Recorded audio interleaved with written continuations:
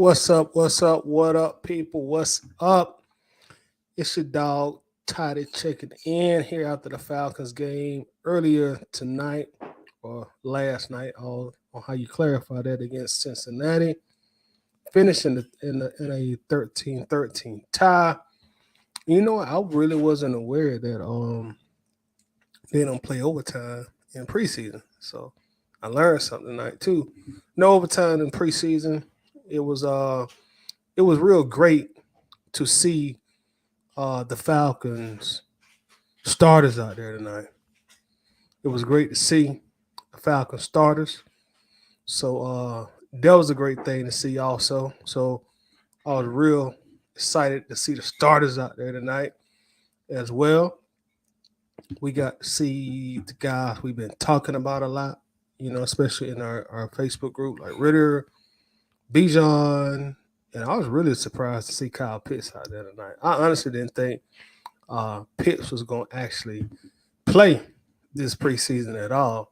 So it was actually cool to see him out there. Also, um, looked like I got my dog Mark in the building. I thought Mark was going to go out and party tonight, but looked like he done checked in. I thought he was going to go out there and party.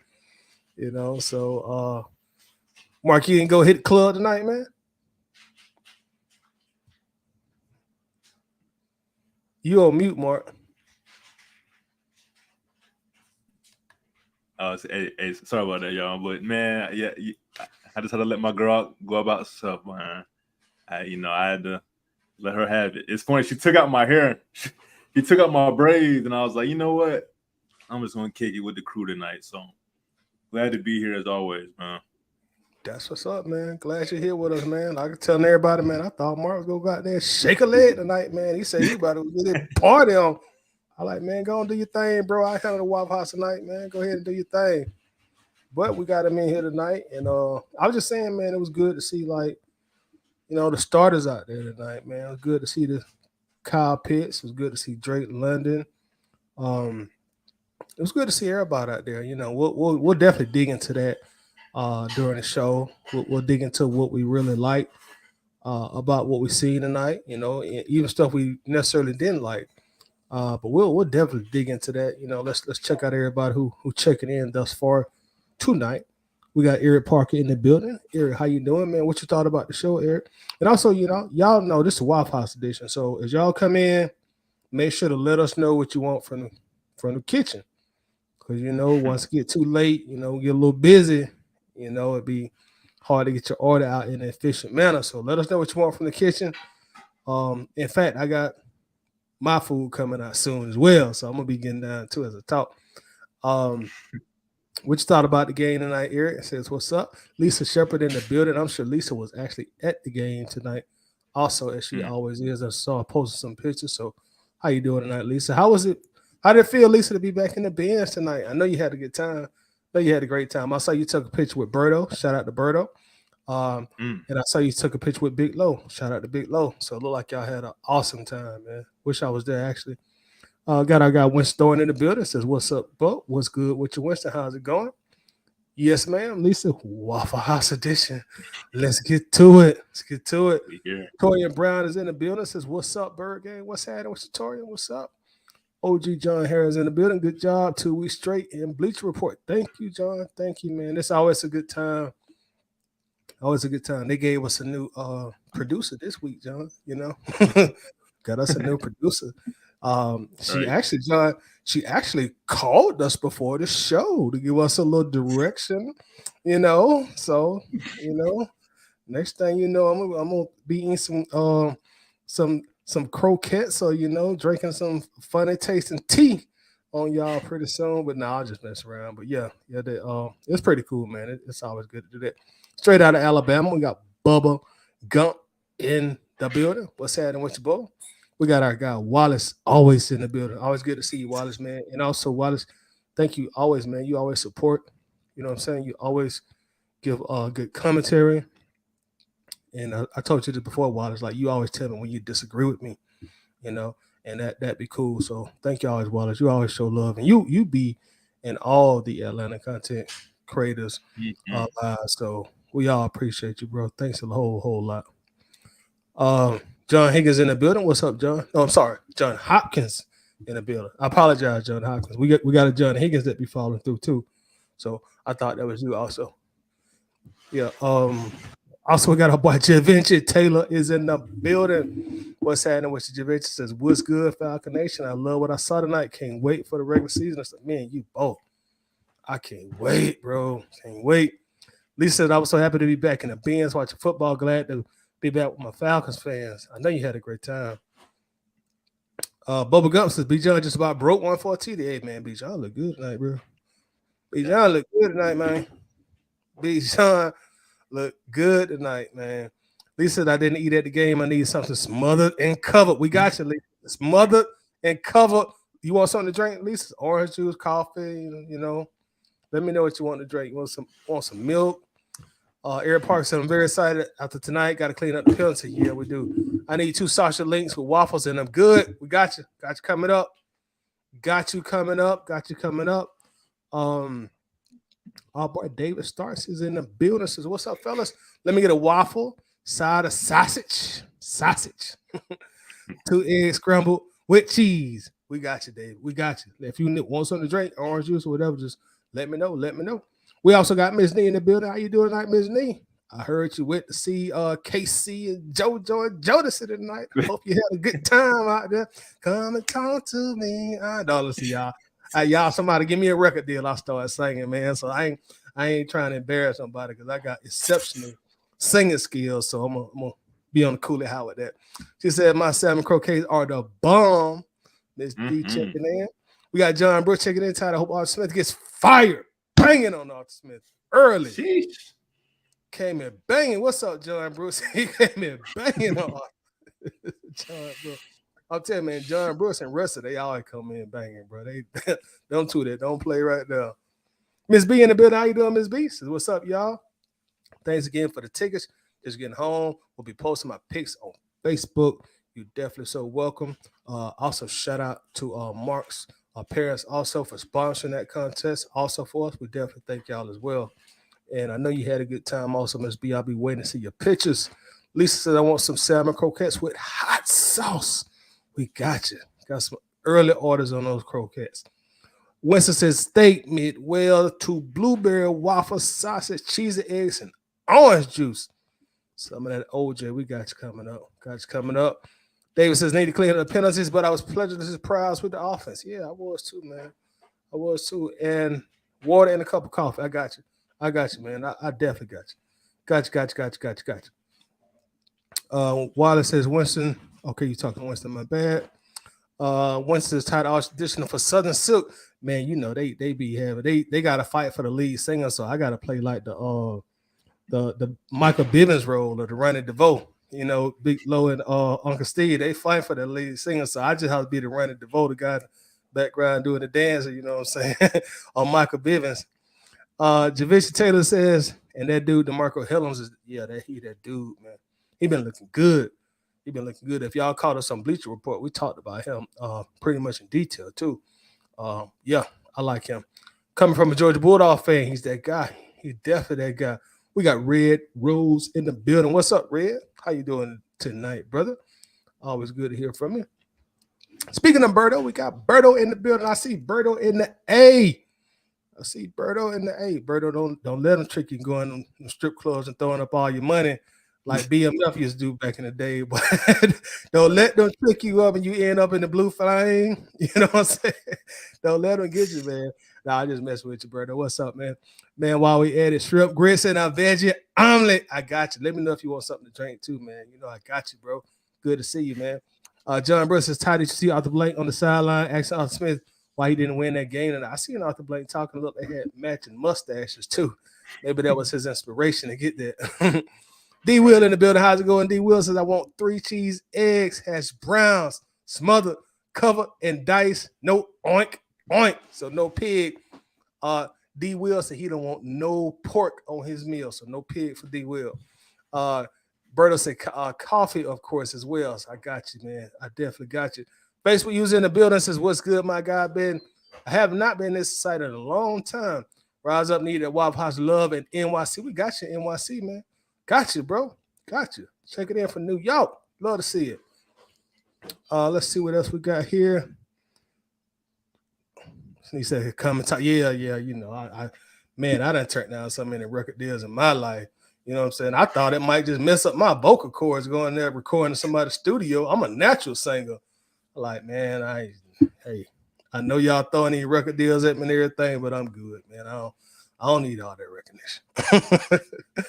Why does the title need that all-star breakfast? That's old school right there. Scrambled eggs with cheese and cheese and grits with the plain waffle butter and syrup. It's not syrup. I'm real country. Syrup. You know what I'm saying? Syrup. Without bacon and a big glass of OJ. I got you. Got you. Let's see. Lisa said I will have what Berto is having plus a glass of orange juice. So we got a lot of orange juice on deck. We got everybody, man. We got everybody orders coming up. Facebook user says couldn't watch the game, just tuning in for South Cackalack. How's the game? Man, I think we look pretty good, man. We actually about to dig into that, but I think we look pretty good. Hey, I was satisfied. Y'all know me. I'm a tough critic of the Falcons. If I thought we looked bad, played bad, I would come definitely tell you. But, man, I was satisfied, man. I had a grin on my face. I like what I saw tonight. I like what I saw tonight, man. I really did. John Harris said cheesesteak, omelet, grits, Texas toast, coffee, and water, and a dirty glass. John, old school with it. Don't bring me out no clean glass. Give me a dirty glass. Dirty glass. Berto also from 95 North Falcons Talk Show. Y'all make sure, if you're not subscribed, subscribe to my dog, man. Just click on his profile picture. Make sure you subscribe. He produces excellent content. Excellent content. So make sure to show us some love. Run up the comments. Run up the likes. In fact, if you're a new subscriber, make sure you like the first 3 to 5 videos on this page, man, because he does excellent work. He says, hello, success is early, squirrely on Save Huxtable's shoulders as he coached him at Bama, and he knows how to properly use him. And we're starting to see that, man. That guy's starting to flash. He's starting to get his name called, and he's making the most of his time. This is what you're supposed to be doing in preseason. If you play in the third and fourth quarter, hey, man, you're supposed to stand out. And that's exactly what he's doing. And Mark said he think he's going to make the roster, and I think that probably is a pretty safe bet also. Yeah. Red Rose says just a waffle and some coffee tonight. Okay, so you're taking it easy. I got you. So just a waffle. Okay, I got you. All right, so shout out to everybody in the Waffle House tonight. So Mark, man, let's get to it. What you thought tonight, man? What you thought? Let the people know what you thought. Man, I mean, it was good to see the starters, man. Let's just start there. Let's start and I want to give out a shout out too, man. Shout out to Berto, man. Berto was a beast. Like, definitely, like you said, Tiny. Go like all his videos. Go watch all his videos. Berto was a beast. Yes. Excellent content. But yeah, I mean, as far as the game, I mean, Bijan's a beast. Drake London's a beast. These are things we know, but to see it, I mean, it was so refreshing. I wish we could have saw, the starters, an extra series, maybe the whole half. But other than the penalties, it was a solid game. I'm not gonna lie to you though. After the starters went out, I didn't care to watch much of the game. Like I was just like, come on, man. Like, we just watched the whole game with the backups. This is supposed to be our traditional third preseason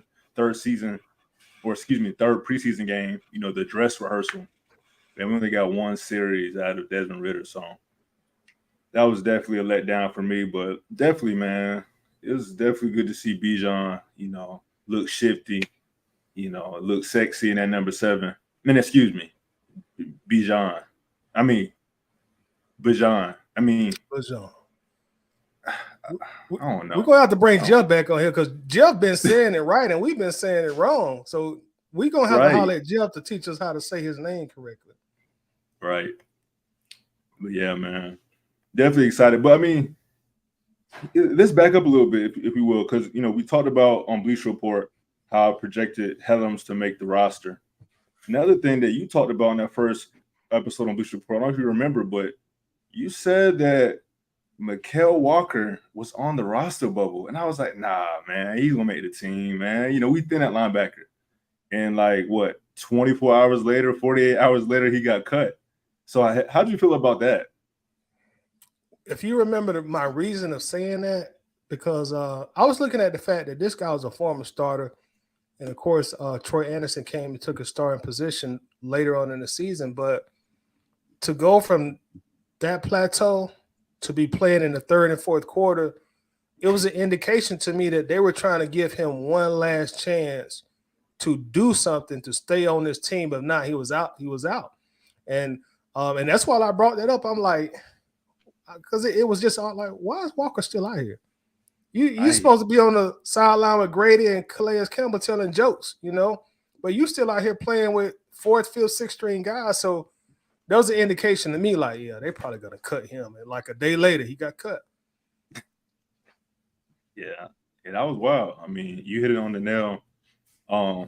Definitely interesting. And maybe, again, this is me speculating, but maybe they knew they were going to cut him. Maybe he knew he was going to get cut, and that's why they played him so long, so he can essentially, audition for other teams. But that just seems extremely odd, man, to let him go. But what's the linebacker's name? Is it Landman? Nate Langman, I think that's his name. Number 53. You talk about players flashing. He's definitely flashed the past couple of weeks, so that probably made them feel a little bit more comfortable with waiving him. But yeah, man, I definitely want to just bring that up because again, you mentioned that on the Bleacher Report, and I just didn't believe it. And less than 2 days later, 3 days later, he's on the Bears. So yeah, he ain't wasting no time getting on another team either. No time. And speaking of linebackers, who's flashing, Caden Ellis, man, I like what I saw from him today, man. He was everywhere around the ball, So hopefully he'll come in and just provide some real stability at the linebacker position and kind of help, be a mentor of sort to Troy Anderson also. But I like what I seen from Caden, man. He was everywhere tonight. I wouldn't be surprised if he led the team in tackles tonight. Yeah. I mean, hey, I saw that green dot on the back of his helmet, so I think we're going to be expecting a lot out of him. So I'm excited to see it. Yep, you're right. All right, so let's get to the hot topics, man. Let's start with Desmond Ridder. Our first look at Ridder this season, and I think it was 7 for 9, if I remember without looking at the stats. I think he had 80 yards and of course 1 interception.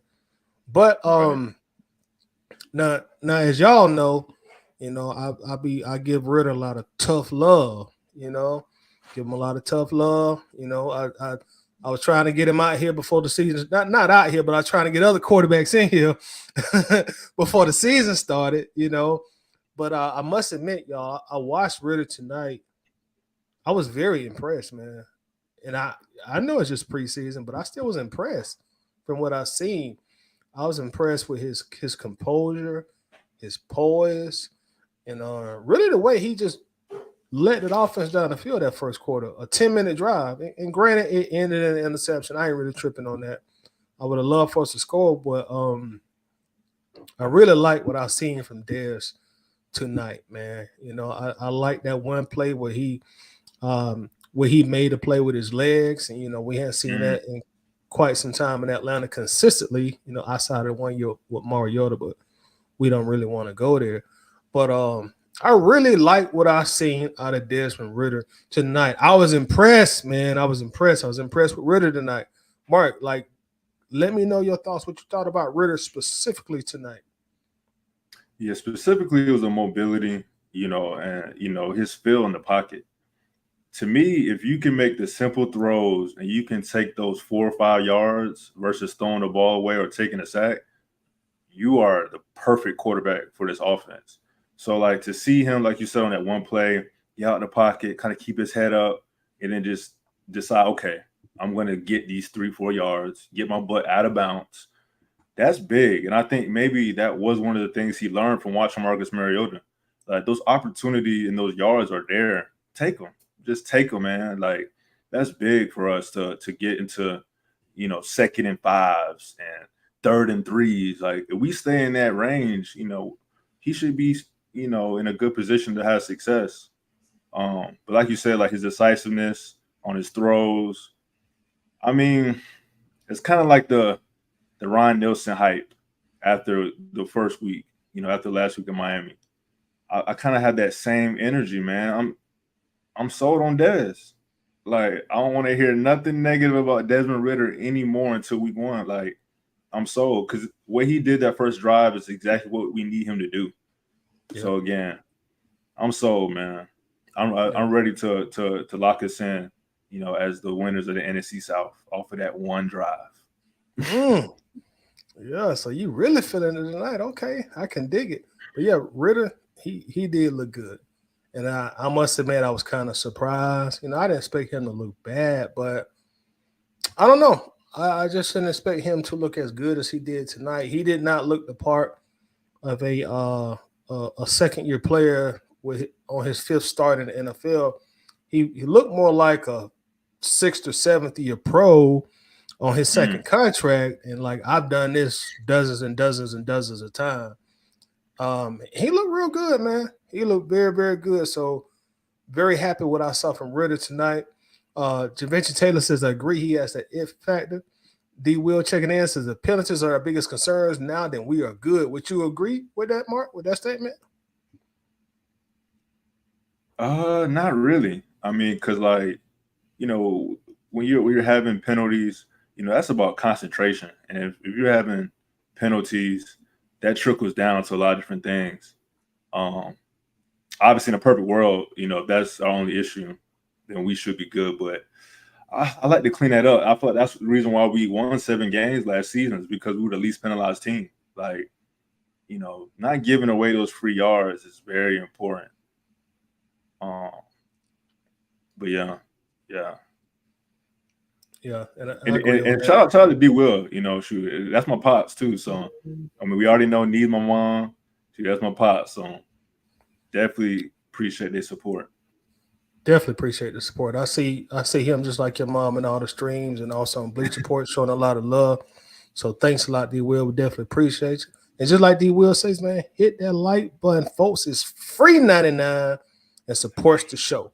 Yeah, so go ahead and hit that like button for us, man. We definitely do appreciate that.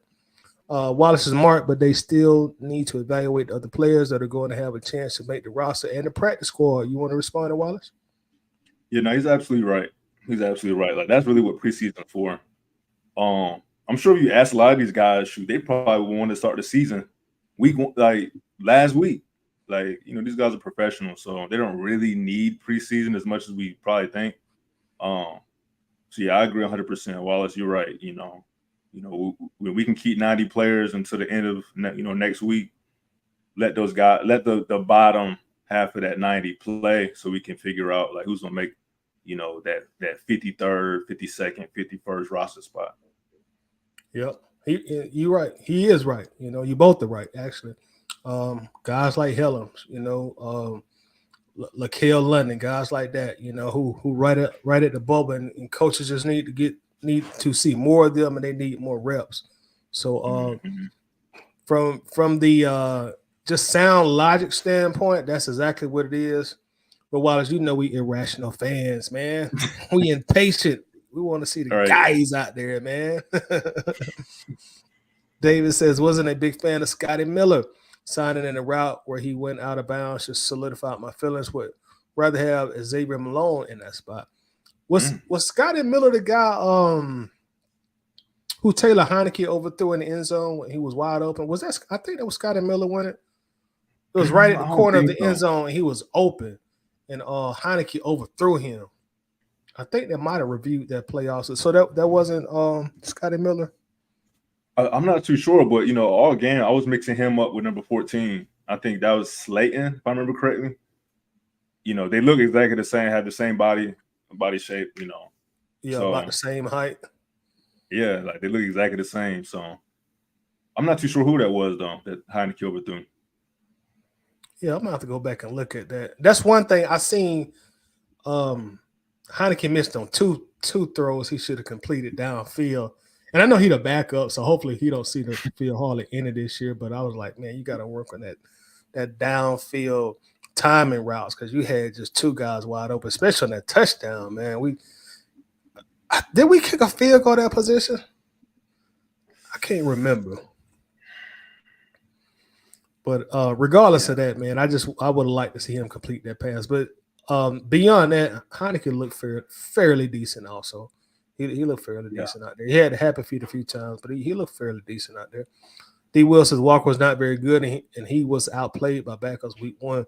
Yeah, he really should have never been a starter, but we didn't have any money at that point in time. It was just kind of one of them things. He was kind of like on the level when we had Joplo Bartow. I don't know if y'all remember how Top Jop started, and Paul Warlow. Guys that are just strictly depth guys, and they should never be starting in the NFL, but because of circumstances on your team at the time, you have to have linebackers like that start. And that's the tier that I put Walker in. I'm not trying to say nothing bad about him, but either you got the talent or you don't. He just didn't have the talent, I don't think. But let's go. Let's talk about number 7, man.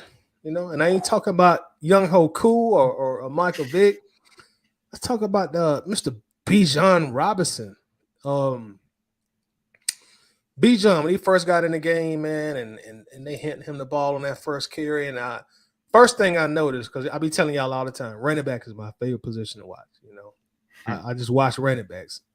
I think a lot of football fans, you'll have a certain position you like, whether that be the defensive tackle, the offensive lineman, or the quarterback. I'll watch running backs a lot. And one thing I noticed about Bijan was the vision. He saw that hole. He had his eyes open. He saw that hole, got in, and did a little quick start and got back in there and got 12 yards. And I'm like, yeah, that guy gonna be he gonna be it. He gonna be everything that he's built to be. He gonna be that guy.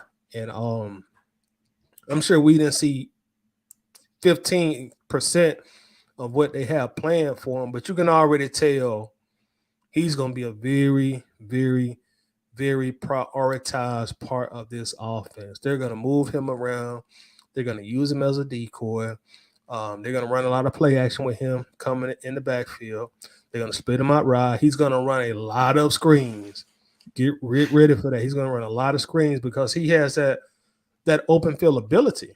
And with a guy who has that elusiveness like he has in those cat quick feet, can make a guy miss, can stiff arm a guy. Just a pure open field runner. You run a lot of screens with guys like that. And that's what used to frustrate me so much when I used to see Julio Jones running all these screens. Like, Julio's not a screen receiver. Y'all stop giving him them slip screens. But I love what I've seen from Bijan tonight, man. He's gonna be that guy for Atlanta. He's really, really gonna be that guy. So I'm looking forward to Tyler and Bijan in the game at the same time. I'm looking forward to getting CP back, man. I really think if Ridder can just show what he showed tonight, man, this offense is gonna be something serious, man. What you thought about Bijan, bro? Yeah, I mean, he's special. And, I'm glad he's on our team. Whether I like the pick or not, I've always liked the player. And now to see him again, like, I love the player. I absolutely love him. Love everything he represents. So I'm excited. I'm excited for him to be, the face of this franchise going forward. Because he's different. Like, he has the size, but he moves like a Devontae Freeman. I mean, he's probably even shiftier than Freeman. He's just special. Like, he's extremely explosive. Like you said, that first carry hit the hole so hard, made the first guy miss, and it looked like he used no energy. So it's like a lot of people were saying, throughout this offseason, hey, a lot of those 20-yard carries by Tyler Algier are going to be touchdowns with Bijan. And now I agree 1,000%. Because he's not even using any energy the first 10 yards, it seems like. It's just so effortless. He just moves so well. So I'm excited to see, because I think the one thing we didn't really see him do is split out wide. They're probably keeping that, in their bag of tricks. So I'm just excited, man. I'm excited for him. And then to know that Tyler's going to keep him fresh. CP's going to keep him fresh. That was one thing I was also keeping my eye on, like how they were going to rotate him and Tyler. And from the first looks of it, it looks like Tyler is the designated, like, red zone, goal line type of running back, which a lot of us would project with him being the bigger back. But like I like the idea that of kind of just keeping Bijan out there, and whenever you need these short yard carries, that's when you really take advantage of Tyler Algier. So again, man, like I'm on the Bijan hype train, man. I got my jersey en route. I plan on drafting him, top 2 in fantasy if I get one of those spots. Like he really that deal. Yeah, he definitely that deal, man. And like you were just pretty much alluding to, man. When the season started, I think you're gonna see Arthur Smith put him all over that field, man. And I can't wait to see it. I can't wait to see it. And if you remember, we went when we did. You remember we did the simulator like maybe about a month ago. I think it was Pro Football Focus. Mm-hmm. And you know, the simulator had him getting like about 2,000 yards every time we simulated it. Every time. You're right. You know, it might be right. Because let me look at his stats real quick. Okay, so he had 4 carries for 20 yards. So he's averaging 5 yards a pop. Right. If he gets us what? Let's just say 200 yards. 200 carries. Shoot, that's 1,000 right there. Right. I mean, that's not even counting like the big carries and his ability, as a wide receiver. It's so obvious, man. We just got to protect that man at all costs. Protect that man at all costs. Yeah, he's gonna do big things for the Falcons, man. And that goes back to a topic that Uncle Steve has brought up recently when he said, are the Falcons compelling enough to get you to the stadium? And I just think seeing a little what we saw tonight, man, it's gonna be like, yeah, man, a lot of people gonna want to go see this team now, because we got some young studs out there. We ain't talked about Drake London. He made a spectacular catch also. And the unicorn was back out there, man. So, bro, I'm hyped. I'm hyped, man. I'm ready for the season to start now. We can just go ahead and bypass this last preseason game, go ahead and get to the bye week, and bring the real season out there. Chance Parker checking in from YouTube says, I was at the game, feel like Josh Ali is going to be wide receiver number 5. So shout out to Josh Ali. Chance also says Jalen Mayfield was hot garbage. And I got just so much high hopes for Mayfield that he get it together. And he gave up a sack tonight. Bad footwork. What's up with Mayfield, Mark? Ain't no telling, man. Like, he is terrible. I mean, he was bad at guard. We had him at left tackle. I remember one play, I believe it ended up in a sack, but both our tackles got beat. I think Jalen got beat by like a speed move. The right tackle got beat by a power move at the same time. So it's like, Jalen, man, you might as well go and pack your bags, bro. There's no way he makes the team. There's no way he makes the team. Man, I had high hopes. So I said that's gonna be my comeback player of the year. So come on, Jalen, make me look like a genius, man. Come on, man. Now for everybody says Desmond looked good. He did. Really looked good, man. He really looked good. Bubba Gump says Ellis is comfortable playing with Nelson in the swamp. Yeah. They have that familiarity and that chemistry with each other. And Ellis he was moving around tonight, man. He was just hyped to be back out there. He was making some plays. I was very impressed with him. Facebook user says Ridder was solid. Yes, he was.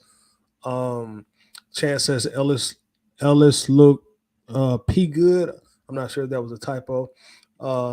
Eric Parker says Desmond can move the ball, but in the red zone he had a missed opportunity of 2 receivers open in the end zone. The stadium red prior to the interception.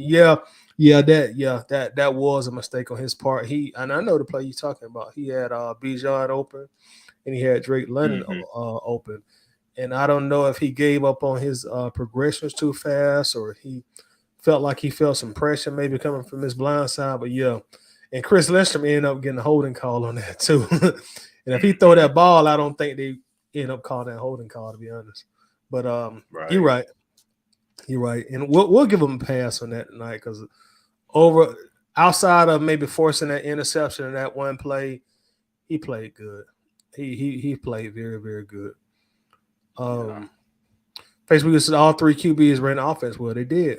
They did. Looks like Arthur Smith has spent a lot of times with his quarterbacks in the quarterback room. I like. We didn't talk about it much, but shoot, I like what I saw from Woodside last week, man. Like, I'm not saying he was spectacular, but all things considered, I think he did pretty good. All things considered. Yeah. All things considered. Wallace says, and Toddy, that's why I told you a while back that you've been a little too hard on Ridder. I'm gonna always be tough on him, man. And until they start winning, they gonna get that tough love from me. Like I'm giving them props, and that's one thing about me, Wallace. Like no matter the player, because I'm not like a player fan, I'm a team fan. So whenever I feel like somebody deserves props, I'm gonna give you your props. I'm gonna always give you your props. When I feel like, hey, you need to be a little tough on the team. And I've been tough on them because they hadn't had a winning season since 2017. So I'm not gonna baby them. I'm not gonna coddle them. Like, hey, let's go. Let's get to it. Let's go. You know? And I always use the Bulldogs, for example, man. Like, shoot, when Georgia was like getting all the way to the SEC title games or the championship game and they couldn't do it, I was pressing the button on the Bulldogs and they were winning. You know, so as long as they're out there, they're doing their jobs, I'm going to give them their props. I used to be the biggest Caleb McGarry hater this side of the Mississippi. I've been wanting him cut. But he had that one great season last year. I'm a fan of Caleb. I don't do nothing but give him props now. So when I feel like players of the team deserve their props, I'm going to give it to them.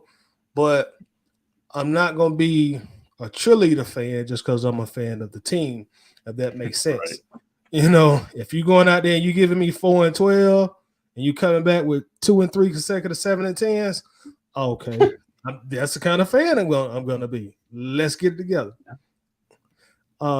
David Starr says, I thought Arthur Smith also did a good job with the design rollouts, getting him easy completion. Yeah, building the quarterback's confidence up very, very early. I do agree about that. I do definitely agree. Let's see. Red Rose's questions all summer and one drive quiet saw the naysayers. Well done, Desmond. Yeah, and that's what the fans want to see, Red. Like, give us something to cheer about, man.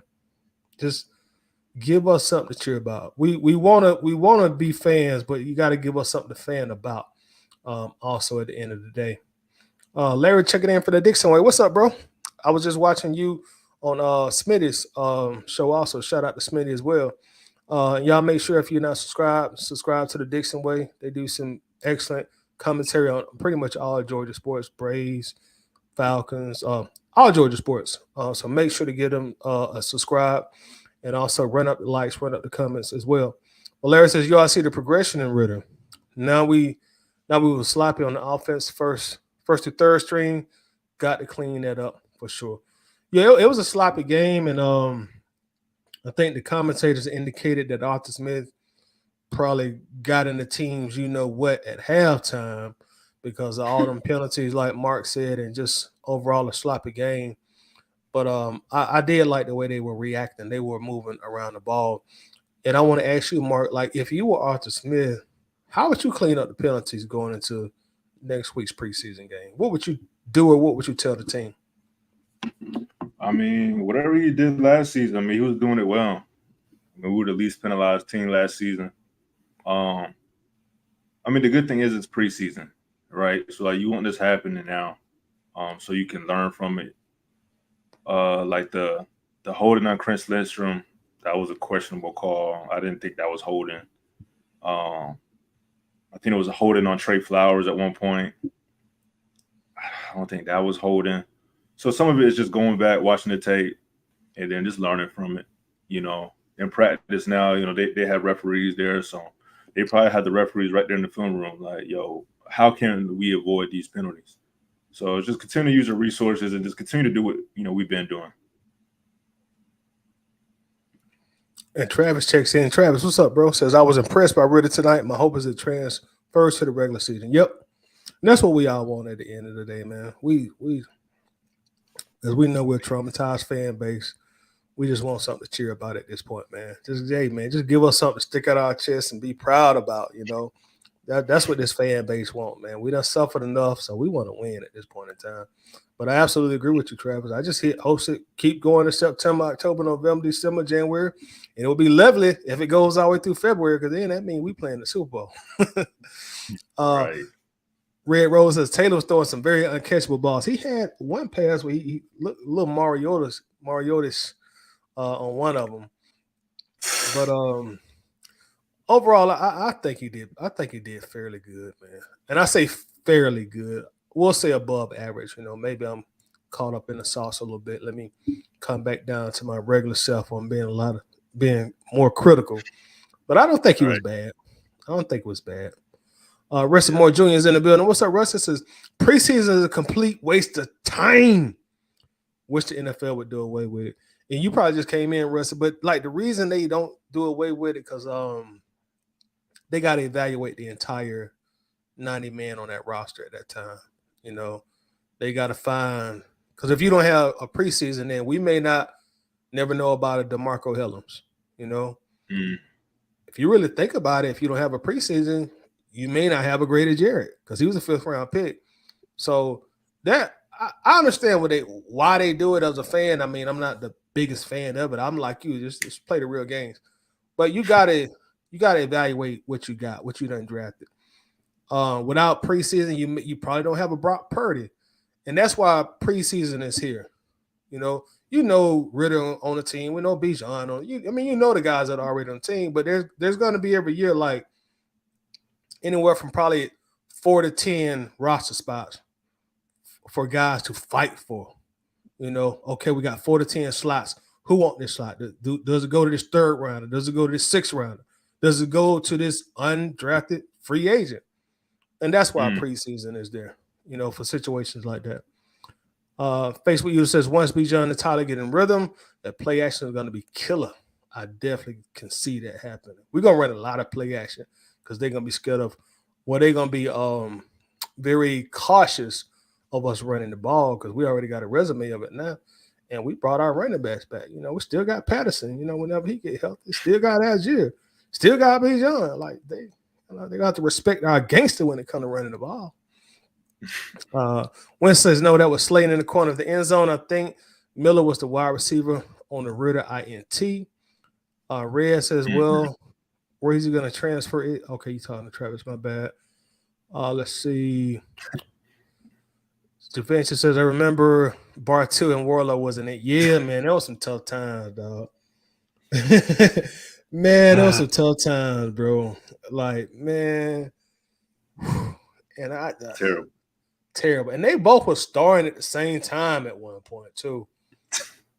I was like, man, bro, we're going to be bad. What was our record during that point in time? Anybody remember?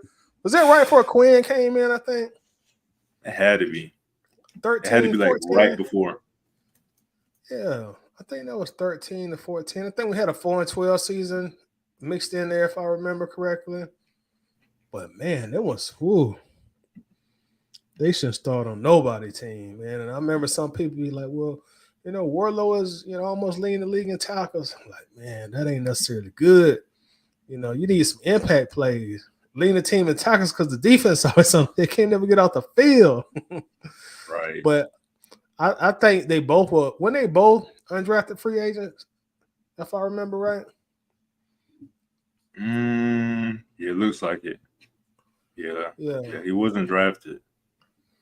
And so he was signed as a free agent in 2013, and he was actually on the Super Bowl team.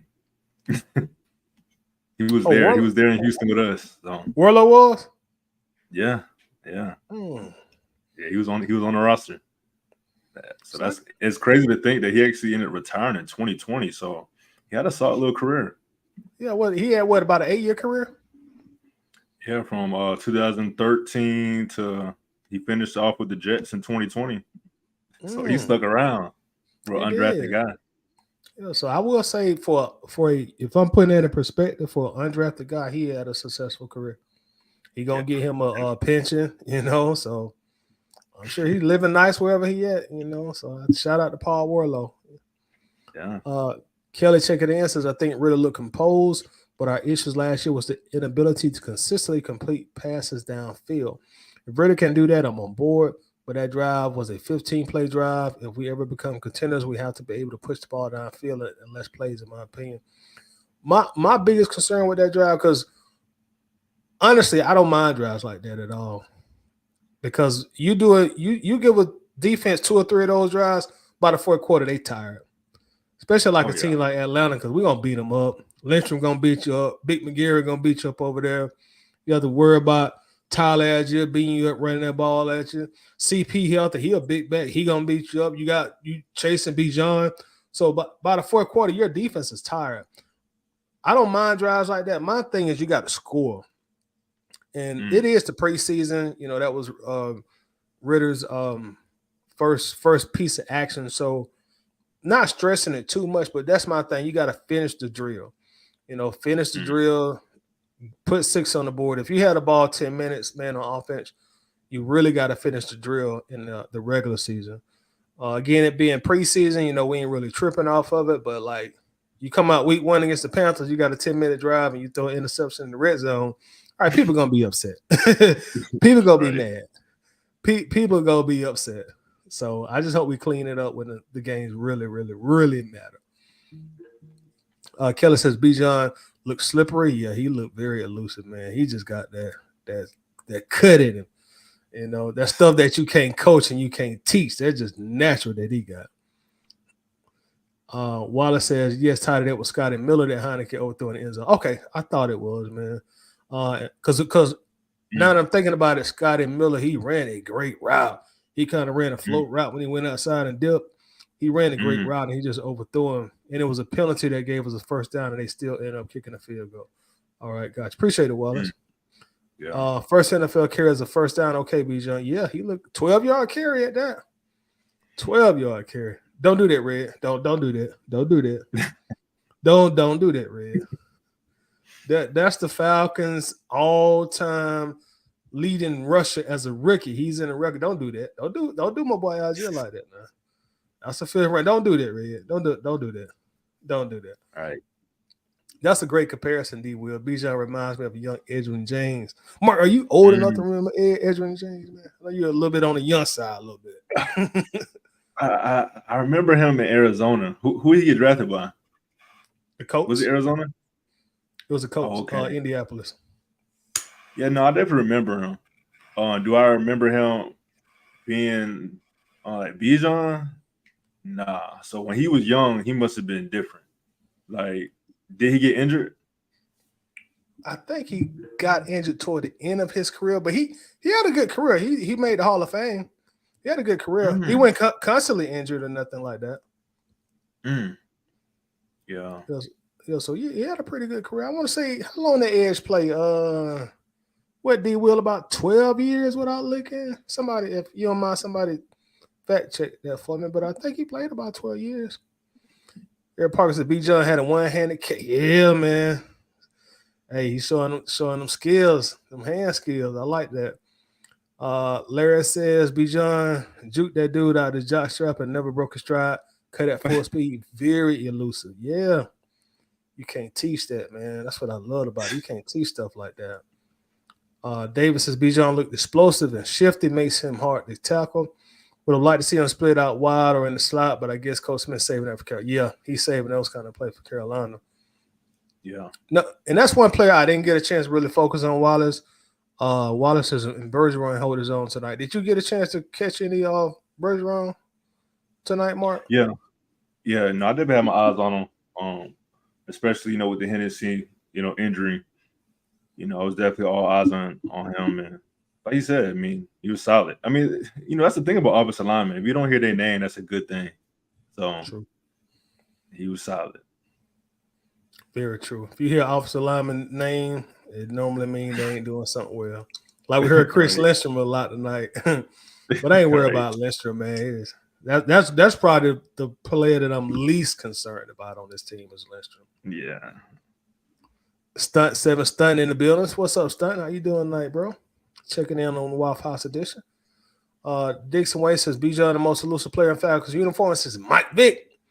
He would make the number proud, in my opinion. I hope so. I definitely hope so. He got big shoes to fill wearing that number 7 in Atlanta, man. Y'all know Vick is a Atlanta legend. So It'll be interesting to see. Definitely looking forward to it. Looking forward. Speaking of Mike Vick, he's involved in this year's hype song. Him and Big Mm, Boy from Outkast. So mhm. really looking forward to that. They've already shot the video for it, so I guess they're going to release it fairly soon, being that the regular season is upon us. So looking forward to that. I know the Falcons caught some flack from us locals, us Falcons fans last year with the hype song. I don't even know that guy's name. How you pronounce it, Bart? Rotami? How do you pronounce that? Who did the Oh hype yeah, song last man, year? that song was so.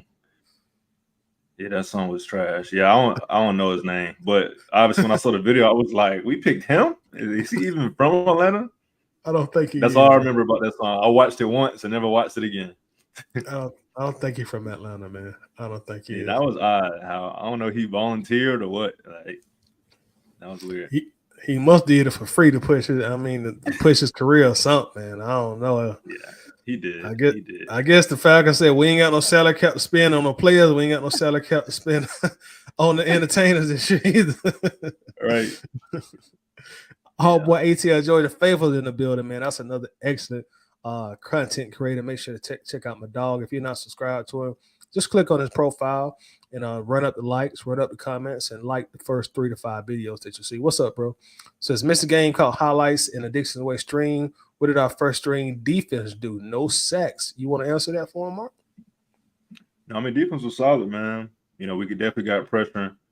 I mean, so far 2 games in, I think it's the bend don't break approach for us. Um, so we look solid, man. It was good to see the starters out there. We had a lot of different looks on the defense. We had some 3-4 looks, 4-3. We had some nickel looks with Jesse Bates in the box. I mean, we were mixing it up. But yeah, definitely pressure from the starters to the third stringers. We were getting pressure. We just didn't get any sacks. Yeah. I think we got one. If I remember right, we got one, right? Yeah. Yeah, no, I would say yeah. I Yeah. think about it. As a team, I think we may have got one. Yeah, we did get one. I don't remember who it was, but I do remember getting a sack. I think it was later on in the game, if memory serves me correctly. Lisa says that similar to like Bijan, but then you're right, Lisa. You are absolutely right. They love Bijan, but they went too hot on us as a team, man. I Right. think they had us at 6-11 and 6 and Yeah. 11, and what was the other one? 7 and 10. I want to say 7-10. Yep. Yeah. Hope That that's was wrong. terrible. Yeah. It was. We need to do it again. We probably should. Now that we done played you think they done updated it by now? Probably. Because remember, Tyler Algier wasn't getting carries at one point. Kyle Pitts had less than 30 catches on one of them. So, they probably cleaned up the simulator somehow, some way. Against Tennessee, we couldn't score. Yeah. I think Carolina was putting 37, 40 points on 38. I remember that. Yeah, so we might want to give them the benefit of the doubt and run it back one more time for them because that was ridiculous. Maybe we'll do it next week. Give them at least until Monday to update it after seeing us in preseason. Right. We 1-0-1 officially. So yeah, maybe we'll go back next week and see what it looked like. Let's see here. Red says Woodside has been impressive the last 2 weeks. I like what I've seen from Woodside, man. I think he's gonna make a quality QB3. Jay Black 142 says tight don't be hard on them boys. I'm gonna try not to, man. As long as they go out there and win, I'm gonna be the number one fan as long as they winning, bro. And when they slacking, I'm gonna be critical of them, man. But I'm gonna always give credit when credit is due at the end of the day. Always gonna do that.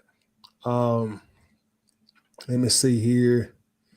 David says about our dogs was the first one to sign a 5. Oh, don't get me started on that.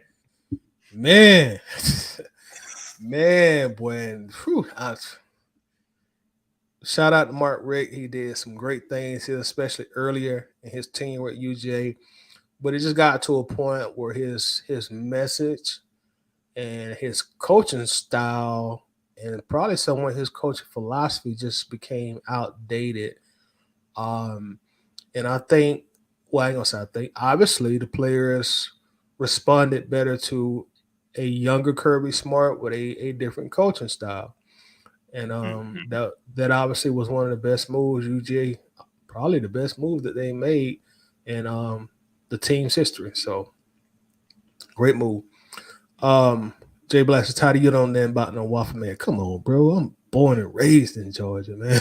Like I came up on a Waffle House, man. Man, when I was 16 and 17, you know what I'm saying? And out there in the clubs and stuff with my boy, that's all we did is eat waffle. But come on, bro.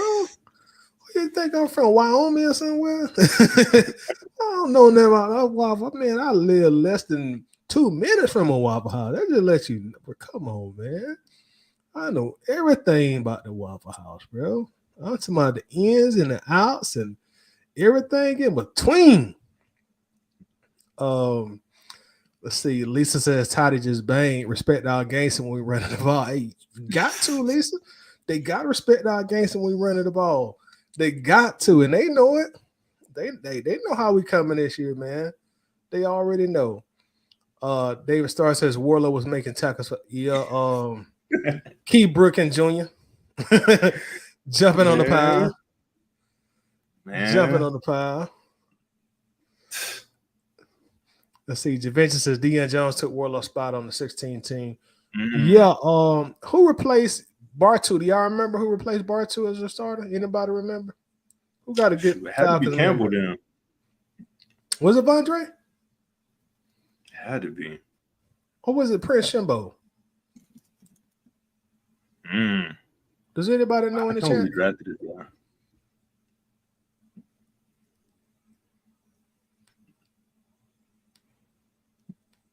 Yeah, see, in comparison, he was out the league in 3 years. Bartow? Mm-hmm.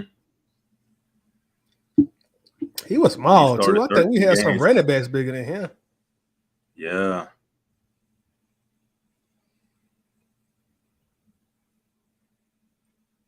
Wow. So in 2015, we released him to make room for place kicker Shane Graham. Shane Graham. No, it's releasing him for a kicker. My lord. That's crazy. There, you get released for the kicker, boy. Man. What's up, Troy Sheesh. McBride? Says I'm expecting low scoring games unless bet Bijan Robinson explodes 2 yards in a cloud of dust, bend, don't break. Defense that should get us a solid playoff spot. Yeah, I just want us to get in the playoffs, man. At this point, I'm not even asking for NFC championship appearance. Just get in the playoffs, man. And I think that's a successful season for us. I mean, of course, I would like to win some playoff games, but we need to see the playoffs this year. We really do. Definitely do. Let's see what else we got here. Let's see. Winston's Bergeron looked damn good even when he lost ground. He pushed the defender away for the QB. I got high hopes for him this season. I think he's gonna be good. I think he's Yeah. gonna be real good. Wallace says Tyler Edwin James played 11 seasons. Okay, I think I said 12, so I was pretty close. Pretty close. Um, just a moment here. See, Facebook user says Tyler, still under the foot of PepsiCo. Give me the clip notes on the starters. That got to be the biggest Gators fan in the group. They got to be Jeremy Dupree when he mentioned Pepsi. But Cliff Notes, man, the guys that we talk about, Desmond Ridder looked good. He looked poised. He looked comfortable. He looked confident. I think that's probably the best way to describe him. Ridder looked confident. Made a great throw to Drake London that was completed. One or two mistakes, but hey, preseason, man, we ain't really tripping. Ridder looked good. And Jeremy, you know me, I'm a tough critic, bro. Tough critic. He looked good. Bijan looks the part. Looks the part. Mm-hmm. You know, I probably still would draft differently. Y'all don't get mad at me. I'm just telling the truth. But since he here, he looked the part, man. That dude look like he gonna be a problem, bro. Bijan like he gonna be a problem. Champagne Papa Drake London was being Drake London, making tough catches, playing physical. Your unicorn was out there. I like to mess with you about the unicorn. Unicorn caught a one-handed catch. He was out there running around. Algier started at running back. Offensive line, they look. Lestrom got 2 penalties. McGarry, I think McGarry played pretty good. So that's I think pretty much the cliff notes of like the name brand players that people like to talk about. Yeah. We got Rodell Lamar in the building. Says, "What's up, brothers? I was at the game tonight. If I can say we going all the way, I hope so, Rodell. I hope so. Hey, you go put some money on that, man. You gonna make you a gang of money, man. A gang of money. Um, yeah, there was one sack, Chaz. What's up, Chaz? Chaz in the building. So let's see. Um,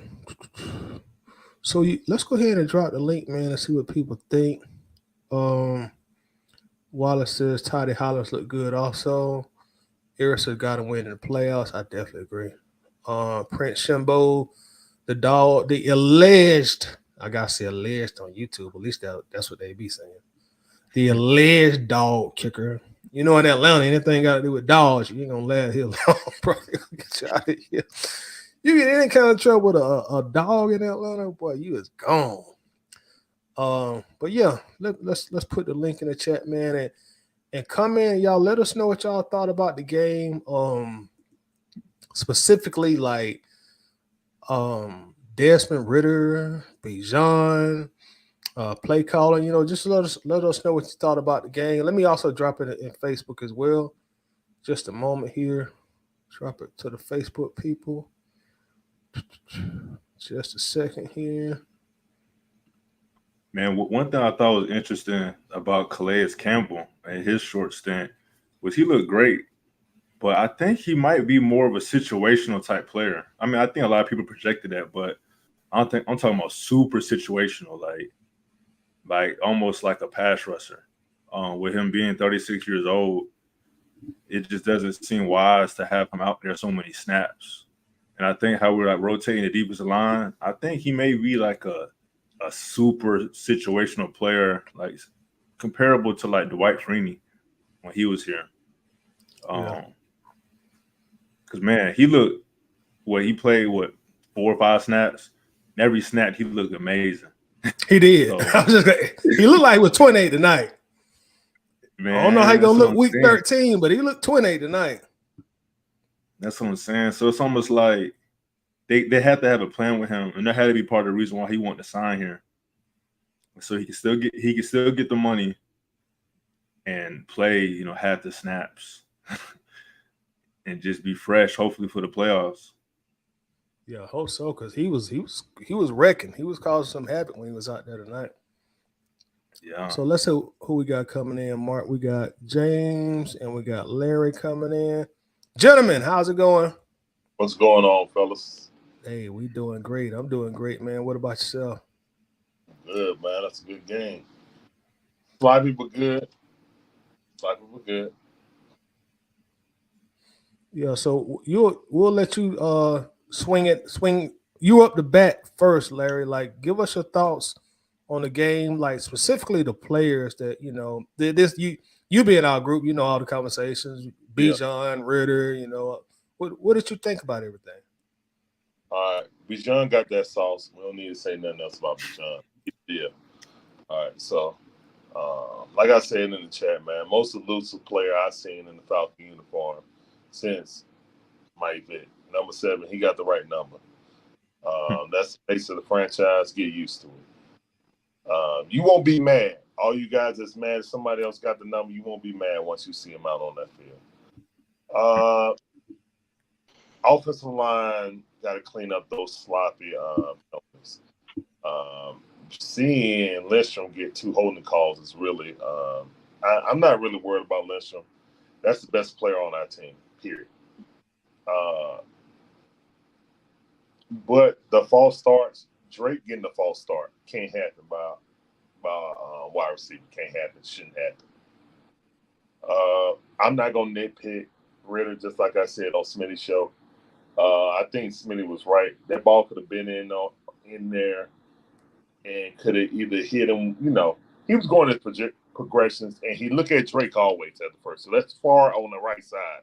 And then once he look at him, he got to swing his head all the way back around to his third option.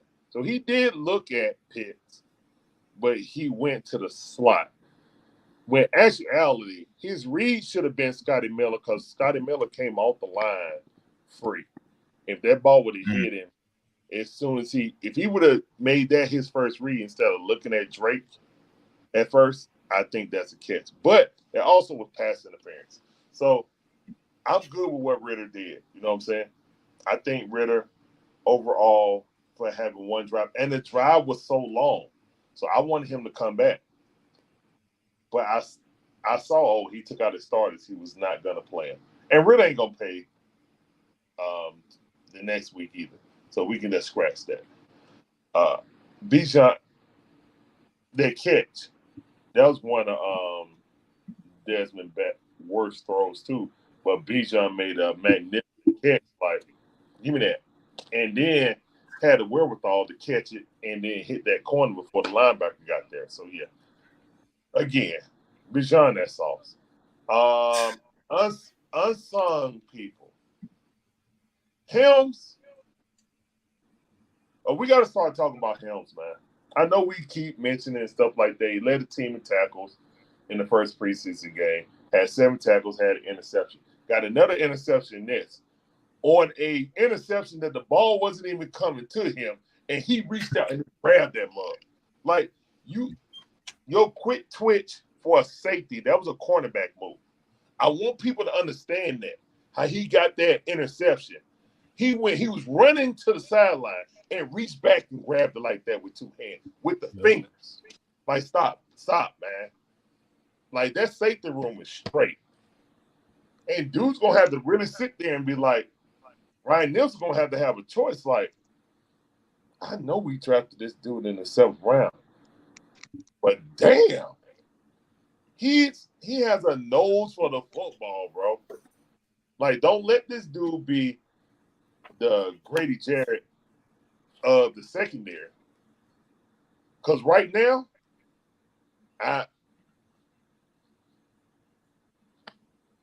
maybe just because it's happening against second and third stringers, I understand that. Maybe he won't look as good against first stringers, but damn it. If somebody get hurt, they might not get their job back. That's all I'm saying about him. I mean, for real. You can't teach hey, people were talking about trading Rich again. No, Richie. The thing is, I was about to say, I thought I was red. I did it. No, Richie having a good camp, man. But that kid out there making plays, bro. He balling. You feel me? So what you think, Red? Mm-hmm. I agree. I mean, I love the dude already. He ain't even played one game for us right now. I feel like I might need to look me up a Helms jersey, man. Cause man, that dude is just a ball hawk out there. I mean, look, I love playmakers, Mark. I love playmakers. And I mean, the dude been making plays. We can only look at the games we don't saw. Like at the games we don't saw, first game he was making hella plays. This game he made a couple of plays. The point is, you're making plays. You're making a difference when you're on the field. That's what we need. That's what we've been asking for in this defense forever. What about Bijan and Ridder? Like, Red, what you thought about them? Well, I mean, from the sneak peek that we got, I mean, I loved it. Now I'm kind of waiting to see the whole movie. They just did what these networks do when they get ready to show us the little fall schedule. They give us a sneak peek of the new season and then throw a couple of more reruns back on and shit. I'm like, damn, I want to see the new season, too. Because I'm like y'all, man. I'm excited for the little bit that I saw. I was pleasantly surprised. I mean, Ridder, like you say, he came out, took control. Wasn't really looking too nervous, was poised. Took a couple of shots down the field. Really pretty much just took what the defense gave him. I mean, we all know him and Drake. I know him and Drake got chemistry. I don't really have to ask for that. Him and Drake got chemistry that Mariota and Drake didn't have. That's why I say as soon as Ridder got on the field, I bet Drake was just saying, thank you, God. Now I can finally play. Shoot. Because ever since Ridder been on the field, Drake actually been that guy. He's looking like a number 1 receiver. Pitts, number 1 tight end. Drake, number 1 receiver. We got 2 good, decent, solid running backs. Bijan, I don't want to say too much about him because if I start getting my hopes up, man, like I say, everything I heard about him has been proven, has been given some validity from what I saw just in the few plays he gave tonight. I mean, that we saw him tonight. So, man, like I say, you can never have enough playmakers, and I'm excited for the playmakers we got. So, Yeah. Hey James, I know you're a Bama fan, man. Give us a little scouting report on DeMarco Hellams, man. Okay. DeMarco Helms coming out of college is a solid tackler. That's always been proven with him. DeMarco Helms, only thing he's been struggling with is coverage wise, and I'll say speed wise. Let's say if a receiver get above him, he'll struggle with that and coverage and everything like that. But from what I'm looking at with him, he's been working on that. He's been working on that tremendously to me, because as I was looking at him tonight in Miami game. He's really hasn't been burnt in coverage or anything like that. Anything that comes, he's closing in on it a lot faster than he was at Bama. Um, he's really becoming. I think he will be a starter within a year if he keeps going the way he's going, or he may be a starter this year if he keeps going the way he's going, because for the simple fact it is, he's been working on his weaknesses that was really hampering him in college. If he had those skills coming out of college, he would have got a draft. He would have got drafted earlier than what he was. Yeah. To be honest with you, he would probably be in what the round top was he again? 7th round. Seven? He was in the 7th round? Yeah, he was 7th round. He was one of the Falcons' last pick. Falcons' last pick in the draft. Hey, he might be our Brock Purdy, man. Possibly. That's why I said, man, hold up. We're not even getting the props who we need to give it to. Shout out to Jay Gray, bro. If that guy didn't have cover skills, like you saying, you Alabama fan, so you know. I know that he was the captain of the defense, but I didn't know he was struggling in coverage. That dude displaying characteristics like you don't run against your body as a safety that's not a cover safety, you know what I'm saying, and catch that ball going against your body. That's one that get batted in the air. So he's definitely been working at that, man. So shout out to Coach Gray for working with the linebackers and the safety group on getting their hands straight, because yeah, bro. Oh, yeah. Did y'all see Ryan Nielsen, how pissed he was for giving up that touchdown? Hey, that's a passionate dude right there. I missed it. Boy, he was stomping up there. He was stomping up that sideline, boy. He was hot. He was hot that we gave up that touchdown so easily on the goal. Good. Hot. Good. So I like that out of coach. He did not want to give up a touchdown in preseason. Me neither. But you see how hard it is to score on our defense. So it like took them all the way down to the land. They was like right there on the 1 yard line. Like I said, we just ain't gonna give up nothing easy. You really gonna have to fight to get in the end zone over us, and I like that. It ain't just get on the field and beat us on up in that weak zone we playing. Nah, you really gonna have to, put some plays together to score on the Falcons defense. Yeah. Let me ask everybody this: do y'all think that the starter should have played more than one quarter? Yes. Yeah. Todd, if you don't mind, I'm gonna have to step out, man. I just want to thank you all for continuing to support, man. And I know we got Winston backstage, so I'm gonna let him take my spot. I got an early morning. I'm gonna add him in, and I'm gonna let y'all continue with that question. But just before I leave, Marcus, I agree too. I don't think we should have let those guys play one series, man. We should have had them play multiple series. Yeah, I agree. Well, not Bijan now. I gotta say that one. I saw enough out of him. Well, right. I agree. That's what's so awesome about it. We didn't put in no tricky stuff yet. That's why I'm impressed with Ridder. I'm impressed with Bijan because they both look good, even with vanilla stuff. Because we should have scored. We really should have scored. You know, those penalties and that dumb interception that was really a pass interference. Take all that crap away. And man, we score easily on that drive. Easily. And we wear the defense down.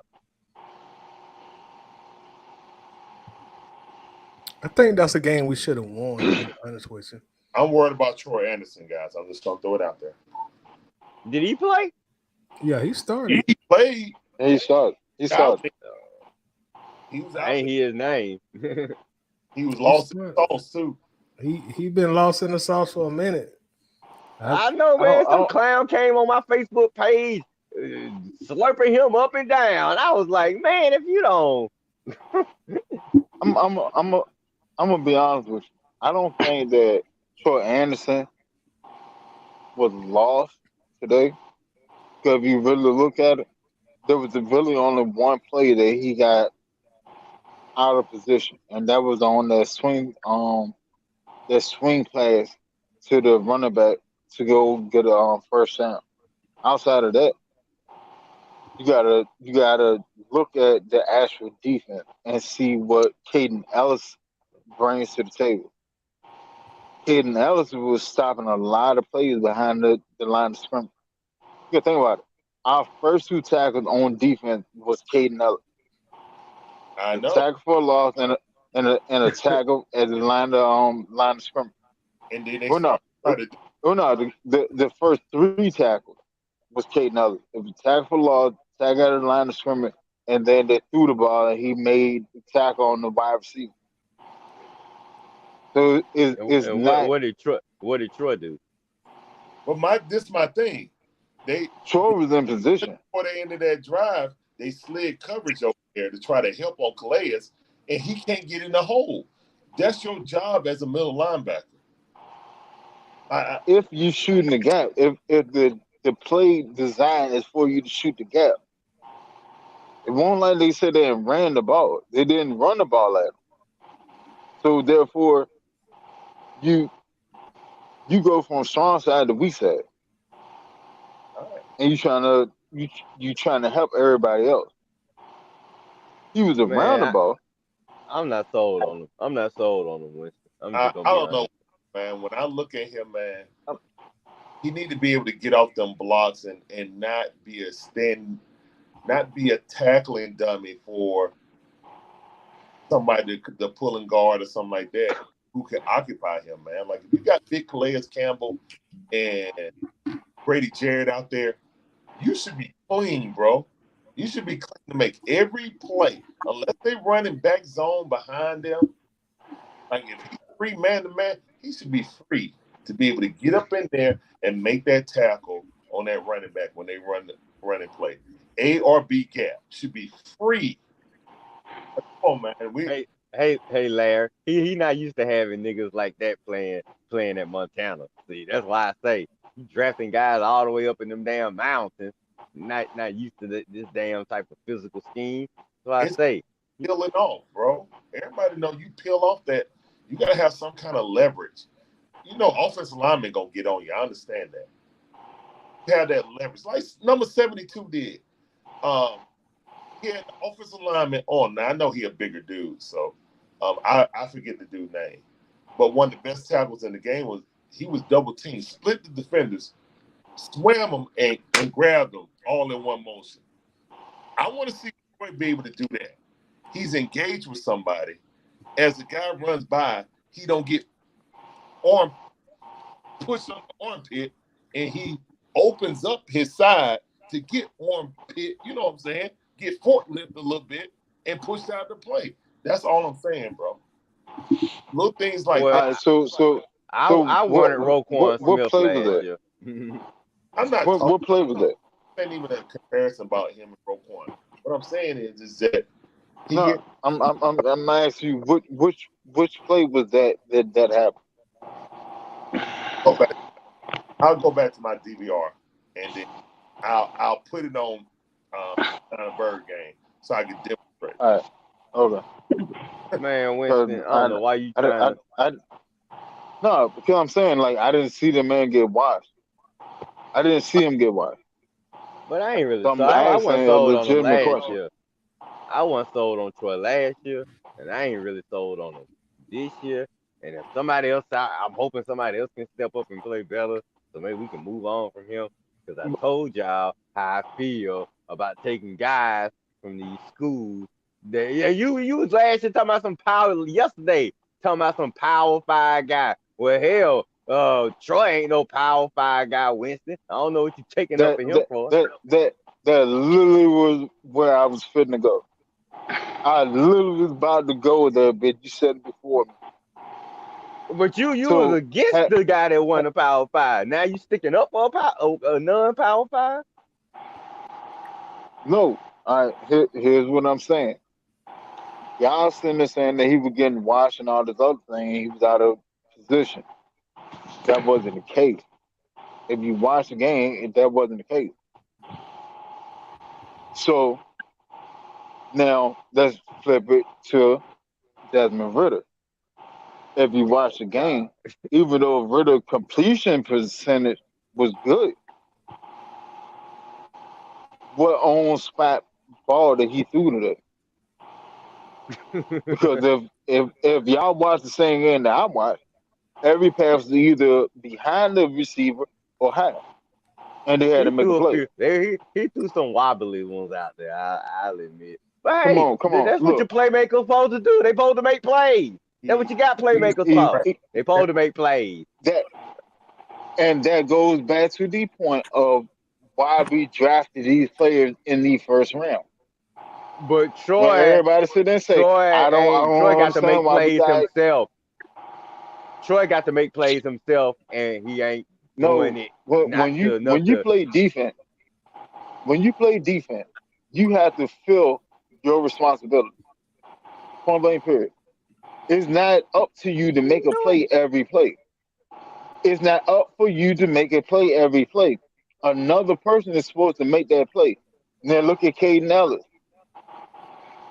The very first defensive snap of the game, Troy took and filled his hole and took on the running back, and Caden Ellis was able to shoot through the gap unscathed and made a play behind the line of scrimmage. He did what he was supposed to do. So you said was still not sold on his ass though. For Troy Anderson to engage the offensive lineman so Players Campbell could get the sack. I mean the stop. No, for Caden Ellis to shoot the gap, the other gap, to make the tackle. Okay. Go watch play. Well, I think what people are saying is like Troy had a very bad rookie year, and we wanted to see like some progression his first game of this year, and I don't think he flashed. I don't even think he had a solo tackle. He might be the only starter linebacker, that didn't have a solo tackle. So I think that's what people say. At least that's where I'm coming from. I want to see something from him. I seen something from Caden Ellis. I like what I seen from him, but I think we want to see that from Troy, and we didn't really get it. I mean, Troy's second round pick, man. We got to see more than just all of this. And he's from Montana too, man. How many teams? You want to talk about teams draft culture? How many damn good teams taking linebackers from Montana in the second round? We about the only damn team doing shit like this. Hey, Tyler, let me ask you this though. Go ahead. And you play football. I think everybody on here play high school football. I want to say. All right. So let me ask all y'all this. Y'all all play football. How is a play successful? The only way a play is successful is for the other 10 people to hold up their responsibility. If it's dialed up for you, come on, man. Like that's crazy. Y'all talking record. Like, all right. So if along the same logic that y'all sitting there saying, then therefore all the pass completion from Ridder was made by his receiver, his receiving options, right? Say what? Say that again. Because all the passing reception from passing completions from Ridder was made by his receiving option. Because none of those passes was on point. Name pass that Ridder threw was on point. Call a spade a spade. So that Drake London catch went on point. Bruh, let's be honest. Drake London took and contorted to get back inbound. This is the whole reason why there was a challenge flag thrown. But that's what a receiver that's 6'4", 6'5" is supposed to do, though. You're supposed to put it in an area where only he can catch it. That's a high point pass throw, man. I mean, no. I don't know why you think sit about up here trying to take up for Troy, man. if I wanted that too, Red. if you All of this if just you to take leave, up for Troy. now it's not if you about. pass that he threw to Bijan, that Bijan had a fingertip and catch. That was a spectacular catch. Bad throw. You know what I'm saying? Kyle Pitts catch was a spectacular catch. Yeah, and Cal Pitts too. But I mean, Bijan, he put it where, I mean, excuse not Bijan, but Drake passed. He put it where Drake could get it. But that was a good pass. Yeah, they got chemistry now. They definitely got chemistry. Yo, All right, y'all. Let's hear from OG John Harris. John, what's up, brother? What's up, John? Gentlemen. Will you school Winston, please? What's going on, John? No, well, no, you can't school me because that was a bad pass. hey, now I kind of gotta agree with Winston on that It's a because bad pass.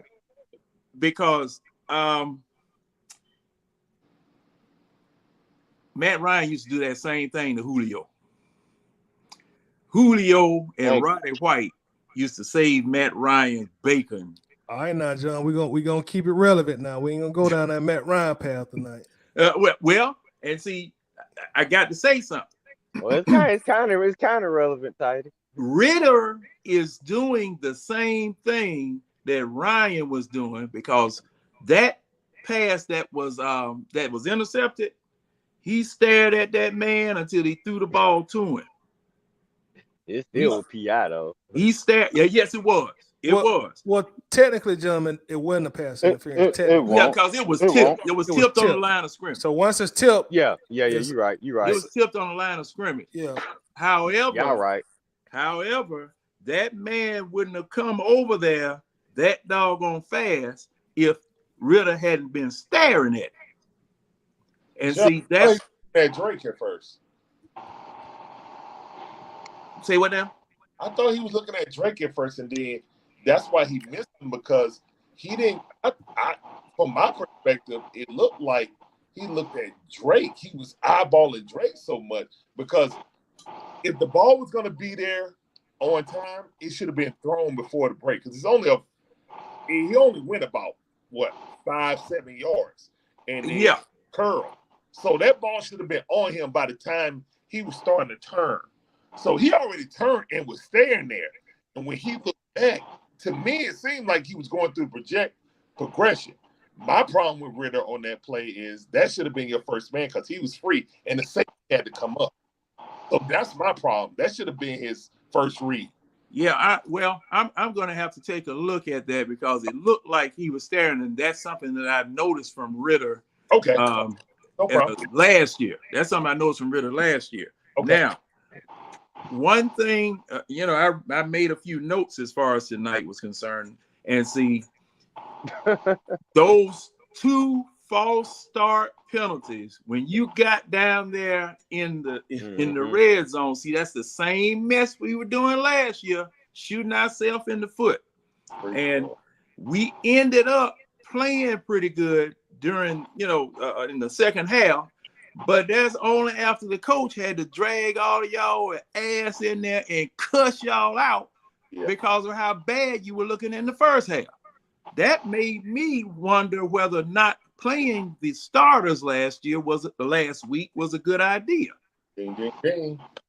That I said, now wait a minute now. My second string and or third string and folk off the street last week look better than the starters. I can't get along with that. Plus something else, and this is Arthur Smith. That pass to Drake London on the sideline where it was a questionable call. Why didn't you, Arthur Smith, have a red dog already that everybody knew so that you could preserve the yardage? Okay. Why you didn't have no red dog? Because you saw that was questionable. All right. You supposed to have a red dog when y'all get up to the line, hike it, or spike it, whatever. Because see, the thing was, this was a crucial first down you just got. Okay. This is first down you just got. You want to preserve the yardage and make it to where they can't challenge it. You supposed to have a red dog. Hey. They tried, John. They tried. No. They were directing traffic. Okay. The quarterback was directing traffic.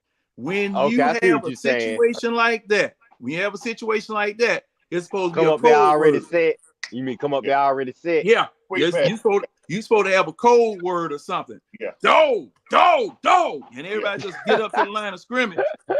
And y'all do. And even if you spiking the ball, you just got a first down. So you got 3 more downs to waste. Yeah. Okay. I'm with you. Now they had to get that play valid because they were rushing up to the line. But I'm with you. I saw them pointing around and trying to get folks to you. They got to get up there already set because that took a few seconds and they got Cincy to get that flag out there. Yeah, that gave Cincy a chance to have the people signal down and and go ahead and review the play. And if it went the other way, and very easily it could, because see, we get ripped off on a whole bunch of stuff. Okay. Yeah, I thought it was gonna go the other way. Yeah. So see, if you had gone and just snapped the ball, or you spiked the ball or whatever, especially in that situation where you have the first down already and you're in the red zone, hey, you still preserve the yardage versus the worst case scenario where you would have to give it all up because you didn't convert. All right. Now, I'm just gonna say this. Defensively, we still need that pocket crusher. I still need that tractor trailer that's going to drag every car on the expressway when they hit it, catch on fire, and burn everybody up.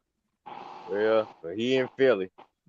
I need a pocket crusher, because see, okay, people coming off the edge, that's fine. But I need somebody that can take 2 or 3 people coming straight up Peachtree Street and can loosen up great.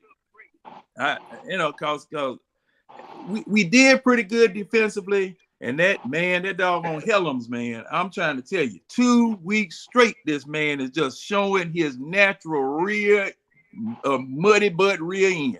I mean, that joke is showing it behind 2 years, 2 weeks straight.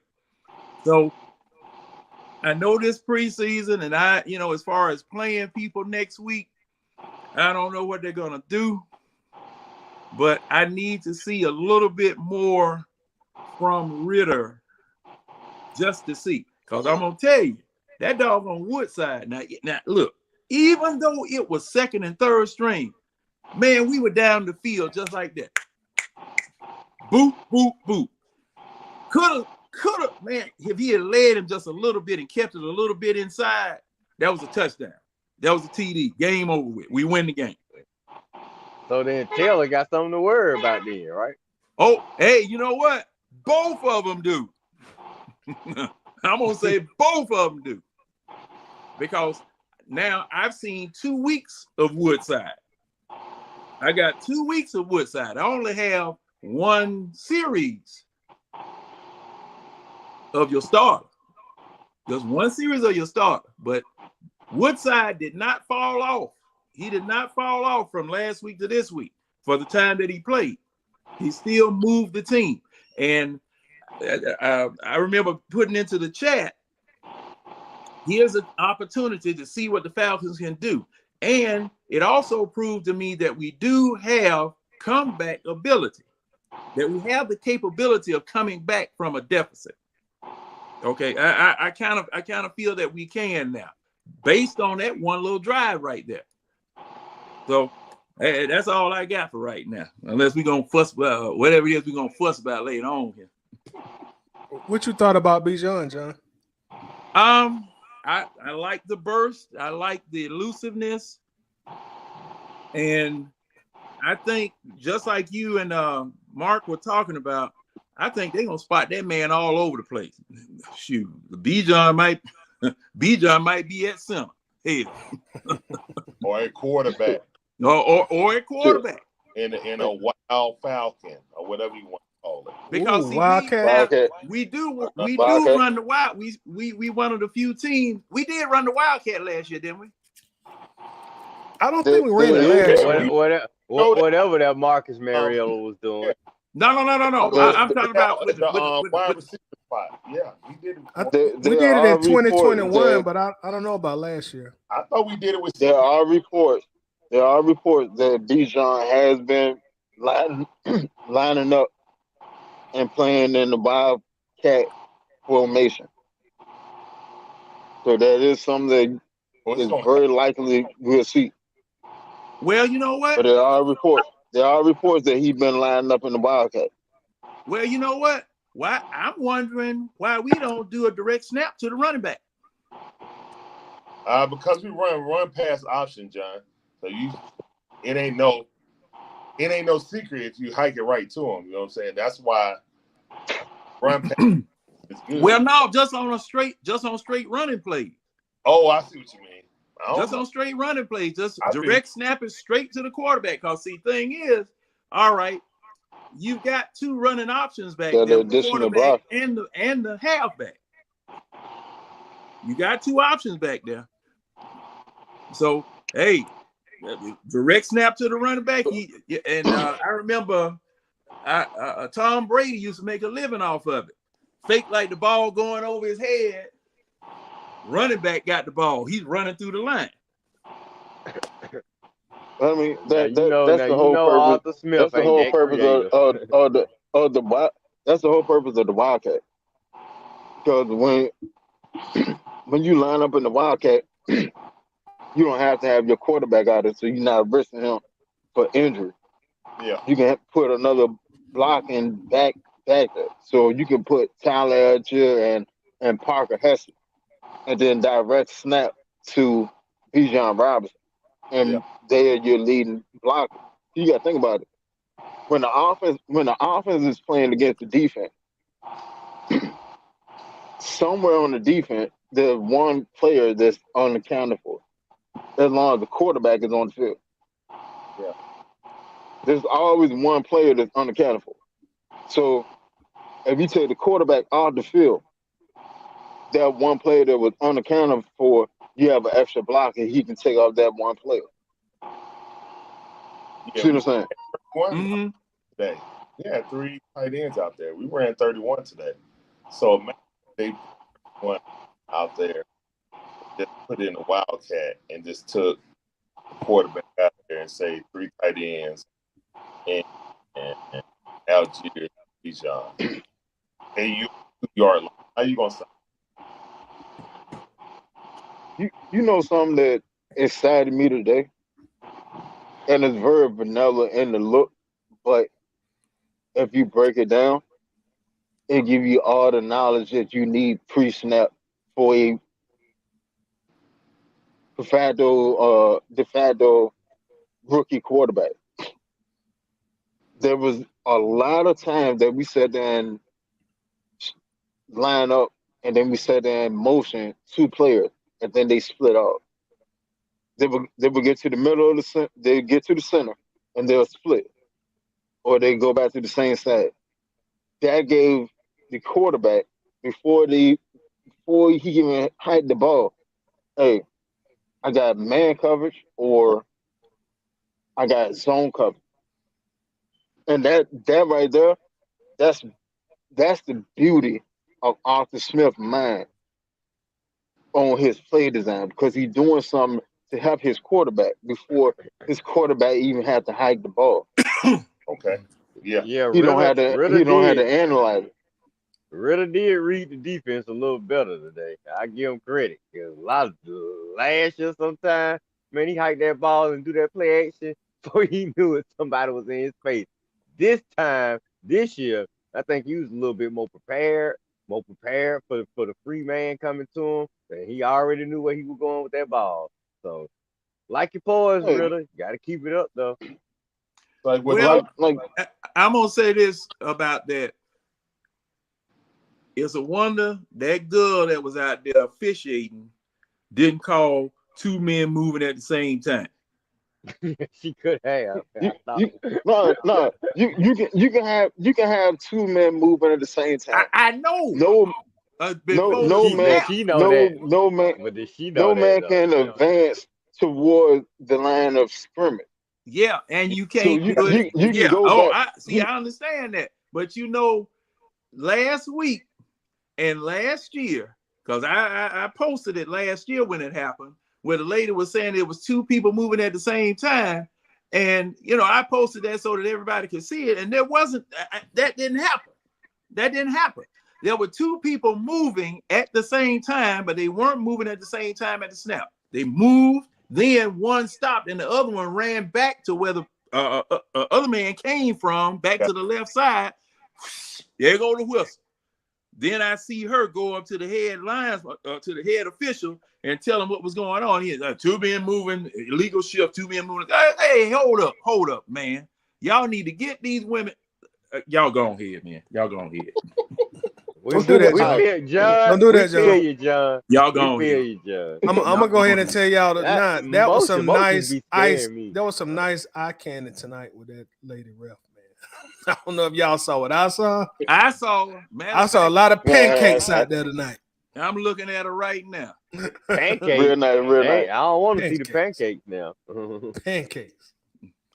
Yeah. Well, you have some people that walking out there, female and male, look like 3 scoops of mashed potatoes stacked up. And so you don't. What do you say? What do we say? With no gravy. With no gravy. That one had some gravy, John. I ain't gonna hold it. I did a whole podcast on that one. Yeah. No gravy and no butter. Straight dry. Y'all gonna make me turn the game back on. You need to, because I don't think you seen what I seen. Let me turn NFL Network. You need to, boy. Yeah, that's what I'm looking at now. It's on NFL Network. Ladies in the stream, we're not trying to be derogative or anything to y'all. Just admire the beauty of a woman. That's all. Man, Winston, you ain't gotta explain. They know we all pervs. No, we ain't all pervs. I got a whole wife at home. We ain't all pervs. Red, you gonna sail that boat by yourself, bro. For real. All right, ladies. We just kidding with you. We gonna sail them by yourself. though, like that. All right, everybody been saying that Arthur Smith have had questionable play calling, but when I see that double motion on two players at one time, I see it. That right there is not questionable play calling. It's hey, all right. I know you only got 4 starts. I know that you still trying to get acclimated to the game. I'm gonna make this game easier for you. I'm gonna sit there and sight it out for you. Because once these two start moving and you see the shift, and then you can see who traveling with somebody. Now you already know what you have pre-snap. All you gotta do is figure out, hey, what this line gonna do, or who the hot man that's gonna blitz. He simplified the game for him. Off of that right there, I think Ritter gonna succeed this season. If Ritter don't succeed this season, it's on nobody but him. Cause that man literally is sitting there giving him a pacifier. It's on Ritter. If Ritter do not succeed this season with what I just saw on that first drive and what I saw throughout the rest of the game, it's on Ritter. There's nobody else you can blame for. Now, If I play call and it- stuff, it's on Arthur. and see, I'm gonna say something about that. Now, there is a prevailing theme that I have heard in the Bird Gang group that all I need is for this quarterback to do the basic stuff and don't turn the ball over, just be basic and don't get himself in trouble or whatever. And when you are the starting quarterback, when you're the starting quarterback, you are the starting quarterback. You are the franchise quarterback. I want, and see, this is something that I demand, and this is just me. Every throw that needs to be made, you need to make it. Make it.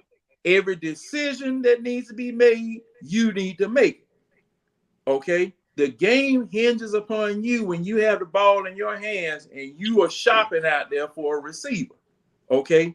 So when you are being coached as that number one quarterback, and see, thing is, you're in the same position as Brett Favre, you're in the same position as Aaron Rodgers, you're in the same position as Tom Brady, and all of the prerequisites that those people bring to the game to make themselves successful, I'm expecting the same out of you. Now, I'm cutting you a little slack because of the fact that last year you didn't get nothing from the Atlanta Falcons in during training camp or during the time that you were there for 17 games. You didn't get nothing out of these folks. All right. I blame Arthur Smith for that. Now, I'm just like Winston was saying, look, you're making it easier to make reads as to where you're supposed to go and what the defense is doing to you. However, Arthur Smith, Dave Ragone, whoever else it is that's training you as a quarterback, you need to teach them how to throw the ball, how to place the ball where a receiver can use it. Because this is one of the pet peeves I had with Matt Ryan until Shanahan got here and showed him what to do. Okay, where to go. Stop staring at receivers. The man's going to be open if you do what I tell you to do.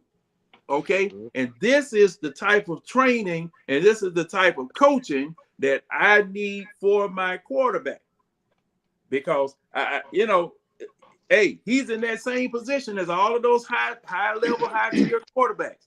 And if he completes the passes, just like that 1 minute drill we had to go down the field.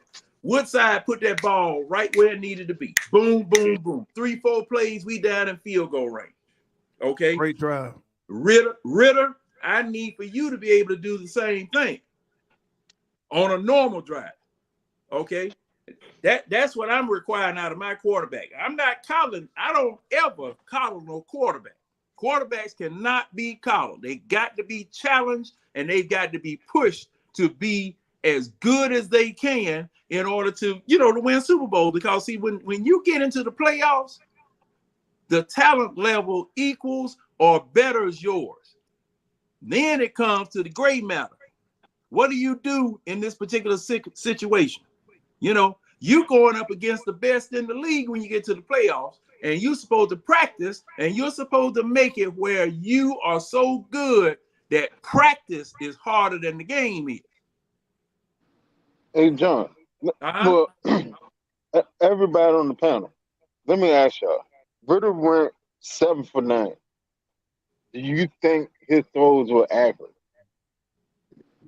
Well, Not we all already of them. said they was. Enough. Most of them was. Half and But they half were for me. I they wouldn't. were accurate. They were accurate enough to where the receivers can make some plays. Yeah, they weren't crispy. Yeah. No, they weren't crispy. They were good enough to get to where they were going. Did Pitts and Bijan have to make and Drake? 3 of his 8 passes had to be spectacular catches. Yeah. One was actually a spectacular catch by Drake. The other 2 shouldn't have been. Was unnecessarily great catches.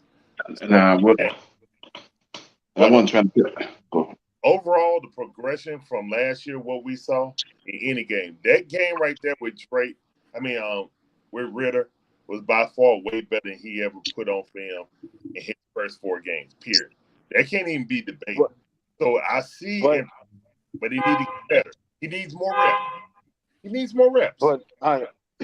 But also, you saying that series that you saw today was better than any series that you saw in the past 4, yes, right? Yeah. All right. Is that saying a lot Yeah, he looked towards? kind of Heineke. Hold Tyler on. Heineke. No. I'm saying that it's saying a lot towards him being a good or great quarterback, or does it just show progression? It shows progression. We don't know what. There's nobody on this panel. The only people that know how decent Ridder is the coaching staff throughout close practice that we're not privy to. None of us have seen enough of Ridder to give a judgment if he's horrible or if he's going to be great. Any fan that say they know it is lying. Well, let me ask you this. Now that you We said that, Now that you said that, this is a little sneak in question right here. Yeah, go ahead. Do you trust your coaching staff to know? That's always been my question, John. Like, I came into this season with that in mind. Like, do I trust Arthur Smith to develop Ridder and to be Jimmy Garoppolo this season? That's my ceiling for year 1. Because really, this is year 1. Last year was year 0. We basically had a redshirt year because they wasted it. Mariota should have never played. It wasn't like, in my opinion, I don't think Mariota beat him out. I think Arthur Smith was just freaking stubborn because he had a soft spot for Mariota because he felt sorry for him because they had to. He was on the team when Mariota lost his job and got cut by Tannehill. And he told that man, you come here, you're going to start. Well, wait a minute. Now, I don't think that was the case. I believe that, man. I don't think that was the case at all. Didn't Arthur Smith bench him? Because he was offensive coordinator. When they cut Mariota and put Tannehill, he was the offensive coordinator.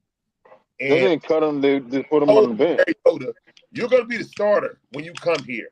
And that's why Mariota was so and left like that. I don't think that's the case. I believe. Look at the money. Look at the money. So they didn't give him starter money. Mariota didn't get starter money last year. Money, bro. How much did he get last year, Winston? Mariota. How much did he get last year, Winston? I think it was $12 million. I think. What, like 12? Man, please, that ain't backup money.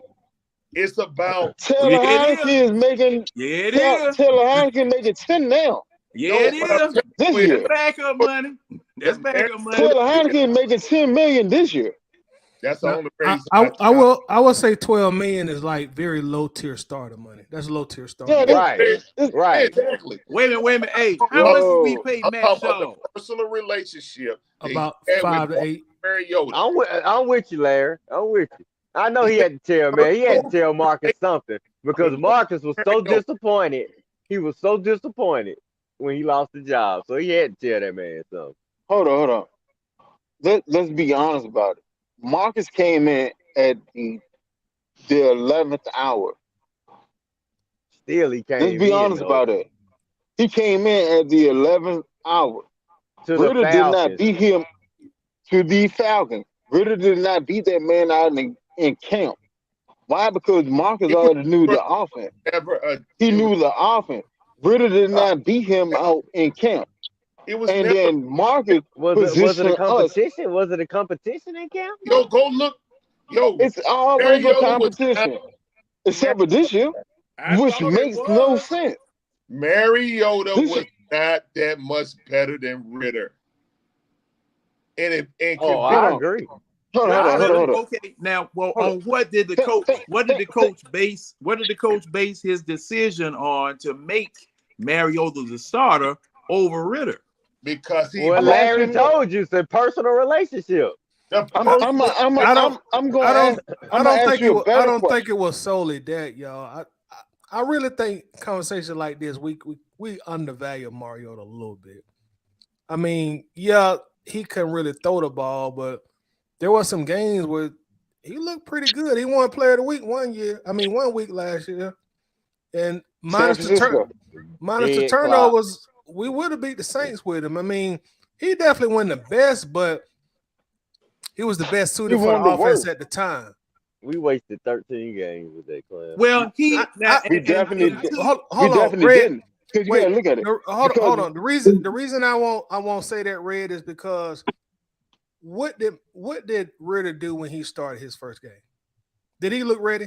Did he look like an NFL quarterback that could start? Well, No. it was his first game, Ty.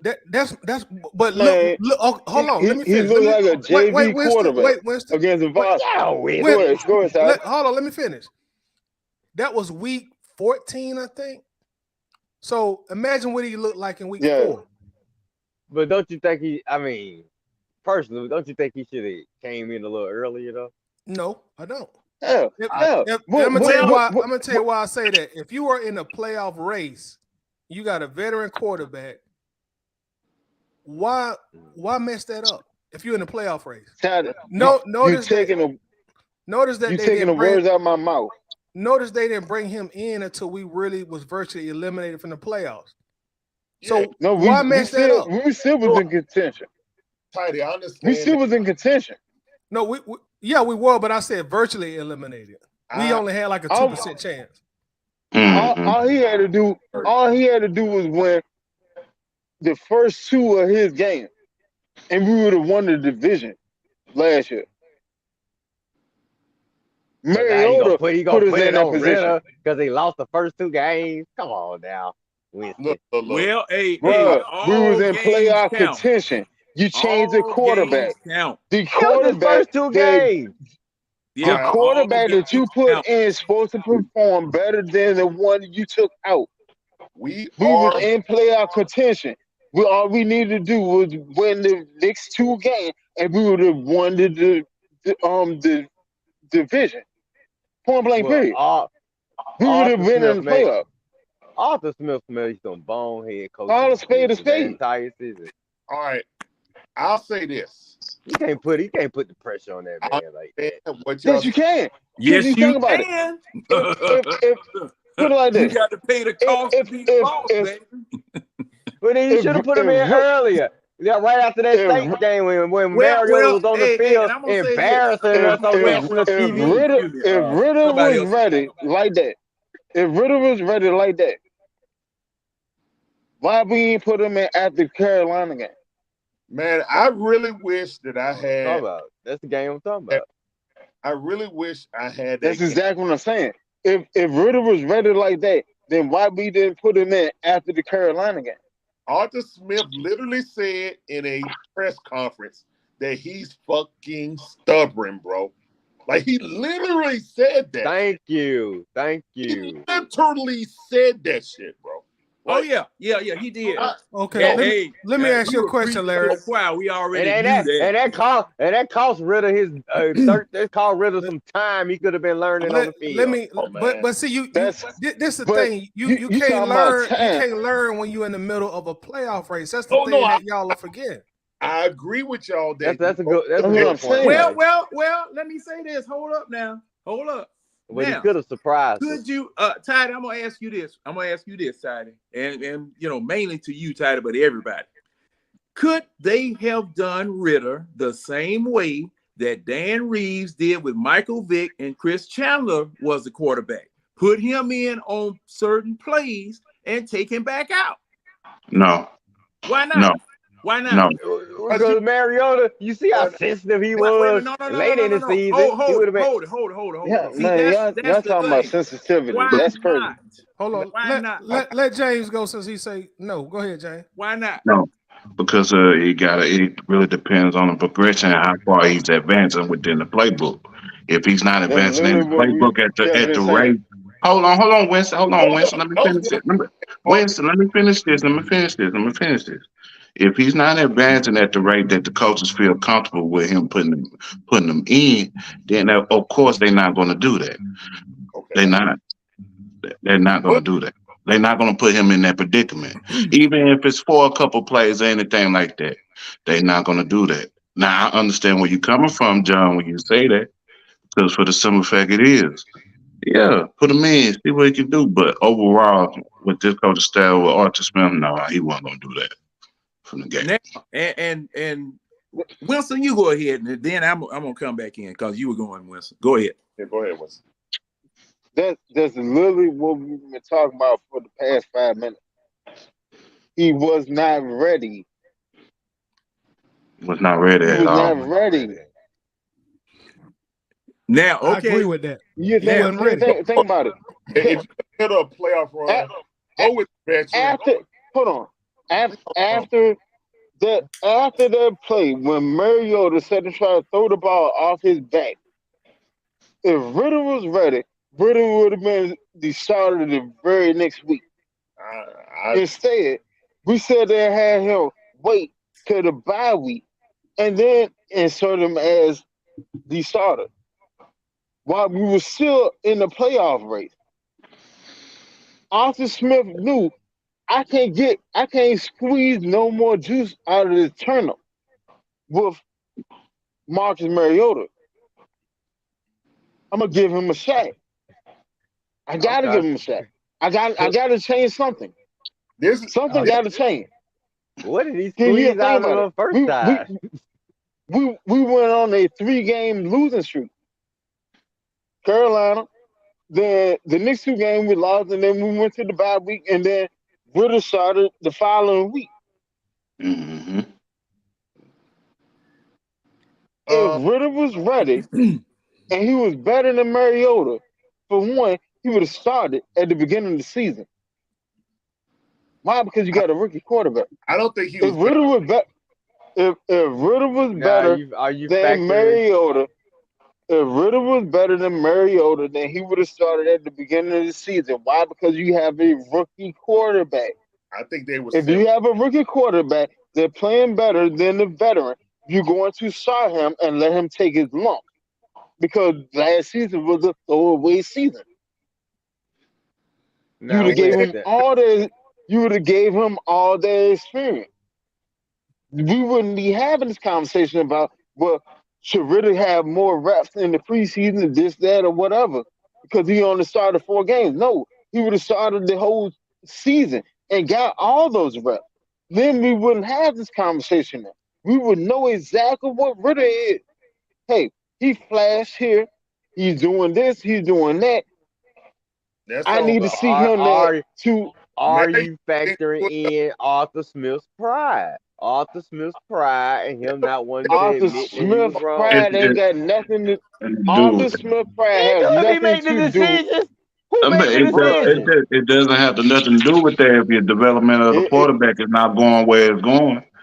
Guys, hey, wait a minute. And see, that's something else I got to put in here. That's something else I got to put in here because of the fact you weren't developing the quarterback because you didn't have nobody here to develop him. That's true too, John. That's true. You didn't have nobody here to develop him. And see, now I asked that question, and I regret asking that question to y'all because with all of this stuff rolling around in my head, shoot, I forgot my main argument from last year. You had a damn running back coach trying to coach a quarterback. Yeah. Okay. So Ridder, how that work? Yeah. How that work? How that work? Hey, Winston. How a running back gonna teach a quarterback? How the hell you get a promotion behind that shit? that's a the whole thing. OC now. So who's the quarterback coach this year? Dave David Ragone. David gone. And And y'all comfortable with him? No, Dave Ragone the- couldn't the- coach a the- pregnant the- woman in Lamar's class. The only thing that looked better about it is Dave Ragone was an NFL quarterback. Sean Lunny was an NFL running back. How the hell you got an NFL running back teaching a quarterback how to play quarterback? That don't make sense. Yeah, it don't make sense. Well, who made that decision? Arthur Smith. And see, okay, and in that same vein, can you blame Mariota 100% for how bad he was when nobody was coaching this man, and this man came off of the bench from Las Vegas to us? Yes, you can. You know why? Because Mariota did the same thing he was doing in college. I'm an Oregon fan. Mariota did literally the exact same thing he did in college. Whoa, wait a minute. Hold up. I just saw that girl on TV. Hold up now. I got to look at her. Oh, Good automatic. Hey, tied in. I told you. Man, I swear, I am told trying you. watching this game. I am trying to find her ass. I'm watching the replay on DVD, my DVR. y'all crazy, man. I told you. I'm finishing my grilled cheese, but boy. Look, I swear, when I see her, she better stand out too. hey, look. Good. Don't worry. Don't worry. Okay, John all right, better hit Tidy. the- I'm hit gonna the hold you pause. to it. John Hey, better hit the pause hey. button and hit a couple other buttons in the next 2 to 3 minutes to keep his TV alive so it don't go to sleep on it. Hey, it's Thanks. 25 Savor the seconds. moment. Hey, it's 25 seconds left in the third quarter. Oh, okay. Thank Hey, you. that's Thanks, terrible. John. Thanks, That's John. terrible. At least you gave me some time. All right, Winston, you acting like a perv while you trying to sit up and say you. Man, look here. That I'm ponytail would outside. have been in some trouble. I'm outside, bro. I ain't looking at it. Oh, All right. That ponytail would have been in trouble. That's all I'm gonna tell you. all right. I'm in the third quarter now. I How they thank win? God for fast forward. Once you got Ladies and gentlemen, that's in the chat. Welcome to the Waffle crew. Hey, You never know what you get, but you will get some good stuff. According to y'all, we're gonna get some pancakes tonight. Ain't no y'all. I don't know what y'all talking about. Go ahead, Larry. Go ahead, Whatever, Larry. man. But You the no, main one baby, I there love talking you. about her. You the main one talking about her. Go ahead, Larry. Who? I ain't saying nothing about her. I don't even know what y'all talking about. I ain't see it. Okay. once we're in the playoff, Go ahead, Mr. Larry. about being in the playoff race, my whole thing is that I really didn't see anything that was so Mickey Ficky and incredible to say that Marcus Mariota was handed, just like everybody's saying that Ridder shouldn't be handed over the keys. That's what was done to Marcus Mariota. yeah. And No. man, like I don't know if Ridder was ready at the beginning of the season to do anything, but my whole thing was once we got rid of Matt, once we had that horrible salary cap, like I said, I had 4 books on the season, 4.5 books. I wasn't worried about next season. That whole season should have been in development, man. So I could have known better what Ridder was. Now you wasted. Yeah, you got up in a race, in a Fugazi race, in a horrible motherfucking division that you should have never been in. That's my point. I think the development or the evaluation / development of Ridder was more important than putting that bum Mariota out there. That's what I'm saying. But okay, let me respond to you, Larry. But you gotta look at it from a coaching standpoint. Like the coach want to get in the playoffs at the end of the day. Sure. You know, he'll worry about the progression of the quarterback once he get eliminated from the playoff race, and then in the offseason, he'll worry about the progression of his quarterback. But as that current season goes, as he continues to tell us all year long, I'm trying to win football games. And one thing we got to keep in mind as fans, like, look, That coach sees them every day in practice. True. He saw him every day in training camp. True. He see him every day in the meeting. True. And when he asks him in the meeting, what's your first read? What's your audible? And if Ridder says, he knows everything he needs to know. So we got to keep in mind the stuff we don't see behind the scenes. And yeah, we weren't good enough to really be a playoff team, but at the end of the day, week 14, week 15, we were still in the playoff race. So I think that's why he was like, why put him in now? And also Ridder, he didn't actually look like a suitable quarterback until that Tampa game when he was playing garbage games. Against the backup. But look now, then we decided first 2 seasons were gonna be throwaway anyway.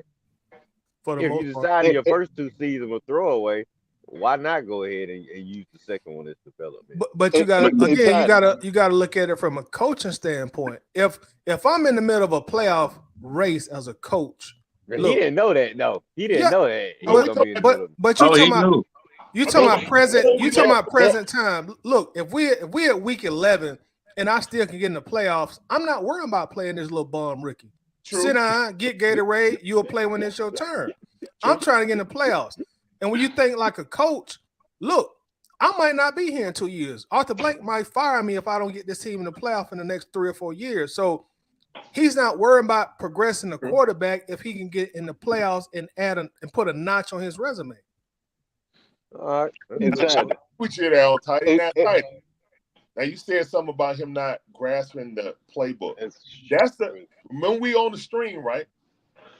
That's the main thing that he was talking about that I was mad about. They were saying, "Oh man, for a rookie, he's progressing and grasping the playbook." You know what I'm saying? Faster than any rookie I ever seen. But I always was saying, "Damn that! What about his arm? Why ain't you hearing about Dez hit this 45-yarder on a dime?" You know what I'm saying? All I heard was about him in the room. He learned everything. He know all the plays. So it wasn't he confused. You know what I'm saying? They were saying that to me, they weren't saying anything about his arm, about his throwing ability. You know what I'm saying? To get me excited about a 3rd round pick. You know what I'm saying? Starting over Marcus Mariota. You know what I'm saying? Like that's why I came out of camp. Like I looked at Ridder. I wasn't really excited about him. But I looked at Mariota, I'm like, well, Mariota really ain't much better than him. I mean, he's better. But bro, if you give me a freaking hoopty and a jalopy, that's the same thing. It's just what the brothers call it and what the other people call it. You know what I'm saying? It's still a limit. And so that's the whole reason. That's the whole reason why that man didn't start over Mariota. Hold on.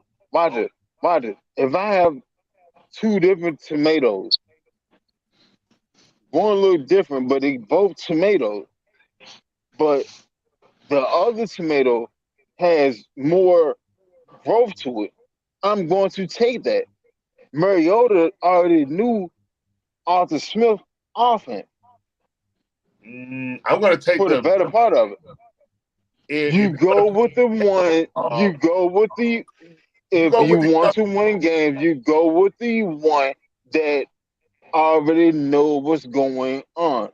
You grocery shop because the quarterback is the leader of the team. Over here.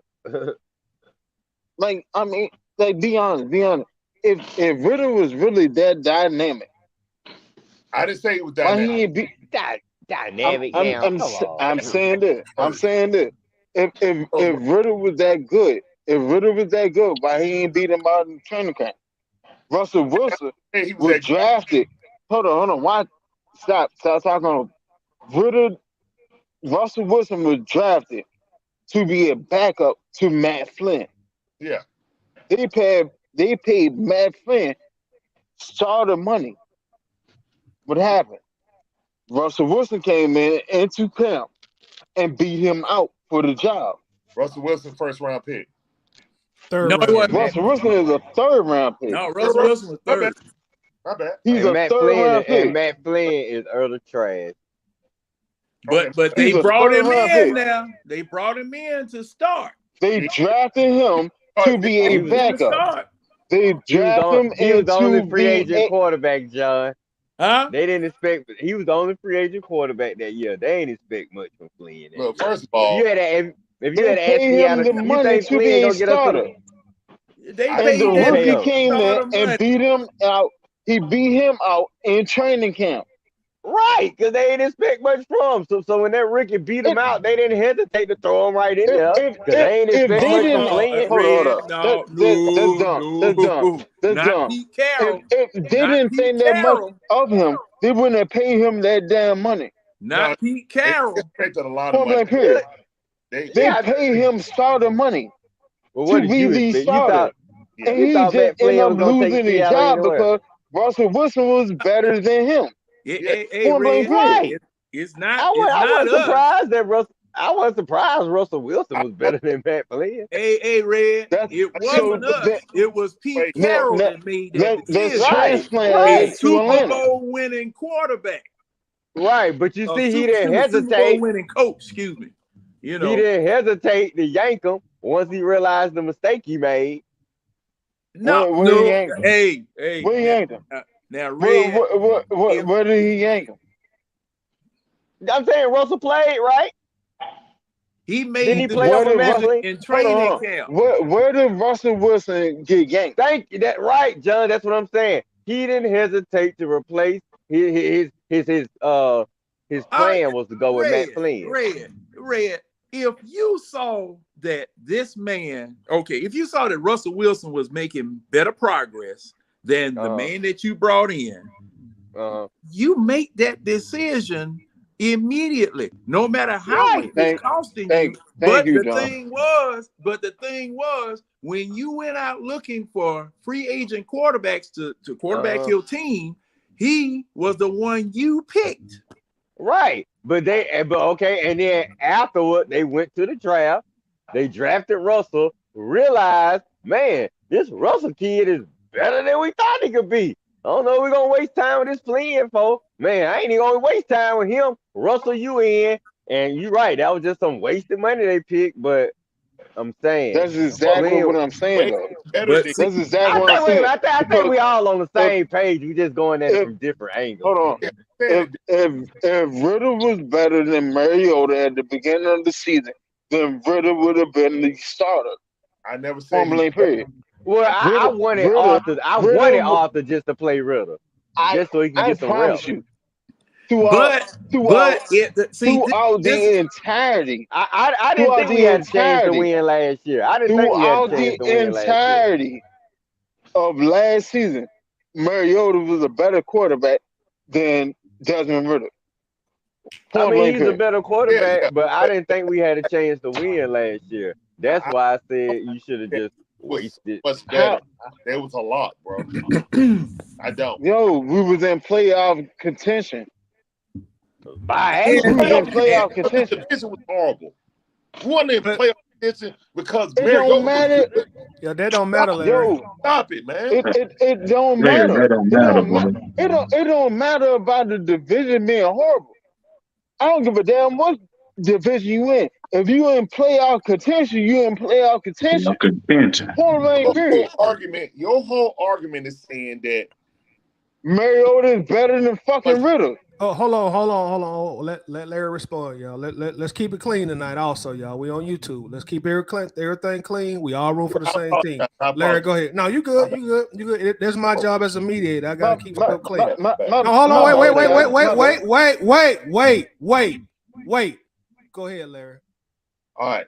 This is what I'm saying. How we're saying that Russell Wilson flat out beat Flynn. He was just way better. I never said that Ridder was way better. I didn't even want to draft Ridder. That's where I'm coming from. I didn't want to draft Ridder. But once you drafted him and you got Mariota, I'm looking at Mariota. I'm like, okay, he is better than Ridder. Maybe he was better than Ridder the entire season. But was it such a big difference that you just promising Mariota a job? Now, I know we got into the playoff run, and that's what people want to hang your head on. You're not going to change it then.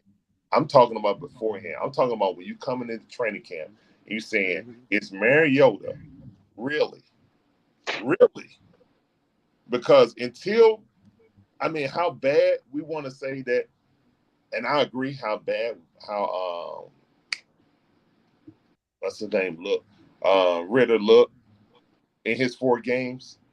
The person that actually looked good, that we drafted number 7, he actually looked like a football player. He didn't look like one with Mariota. And that's kind of my point, man, is that I know that Mariota might have been slightly better than him or a little bit more than just slightly better than Ridder. But coming into that season, eating all that cap, and I understand what you said, Tidy, and I respect that because as a head coach, you're not trying to just give up one of your coaching years and saying, I'm going to develop dude, you know what I'm saying, and see where the chips lay. That's more the fan in me. But what I'm thinking is that I can't sit here and say that Mariota was just this godsend. That, oh my God, why are you even thinking about Ridder? Like, I look at Ridder as a younger version of Mariota when he came out of college. So that's how I looked at it. I didn't even want to draft Ridder. You know what I'm saying? But I feel that once you drafted him and you have Mariota on this staff, then you play the younger guy. And that's it. Once we got in the playoff rush and stuff like that, I feel like it was Fugazi or whatever. And it proved out to be that way because Tampa Bay got their face kicked in the playoffs. I feel like we wasted that time. Hopefully, Arthur Smith, just like John said, do you believe in Arthur Smith to develop Ridder? Well, we got to see because we missed out and ruined the whole year. That's just how I look at it. We didn't make the playoffs then. We still didn't make the playoffs. And that's why I feel like Mariota felt like it was personal. That's why he left up and left. If he promised him up and leave. We disagree. His Netflix deal was up, Larry. That's why he left. That's why it's personal. I don't want to talk about the money because he trash, and that's supposed to be the resurgence of Mariota. You know what I'm saying? So take this little bit of money, come here. I felt sorry for you how you got cut, and we gave it a Tannehill. And I'm going to do you right. Guess what? This first season, we got a 3rd rounder. Don't worry about that. You the quarterback, bro. Don't worry about it. It was no quarterback competition. Just like we said, Ridder shouldn't be given the job. I felt like Mariota was just handed the keys. You know what I'm saying? We picked a 3rd rounder. Can't challenge him. So we just going into the season with this dude. So I see what y'all saying that once you get in the playoff run, yeah, go with the vet. I understand that. Until he just basically crapped the bed. You know what I'm saying? And that's what he did. He crapped the bed, got mad because probably Arthur Smith, wink, wink, nudge, nudge, saying, oh, you don't have to worry about it, dude. We're not going to replace you in the middle of the season. And he did. And well, tough to do. Well, now, I got to say something about this one here, because see, me and Tidy, we disagree on this, because see, Tidy said Mariota quit. and it's a different situation of what David Carr did out there in with the Raiders. Okay. Oh. And it ain't. All right. Now that's the way I feel about that situation. Okay. No, we However, said Matt Ryan, John. Huh? We said Matt Ryan, not Carr. Oh, well, no. It was Carr too. Because see, and it was Carr and Matt Ryan. It was both of them. Because see, now I know Matt Ryan quit. His feeling was hurt when we went after. At any rate, when we went after Deshaun Watson. But I'm going to say this. I'm going to say this about that. Now,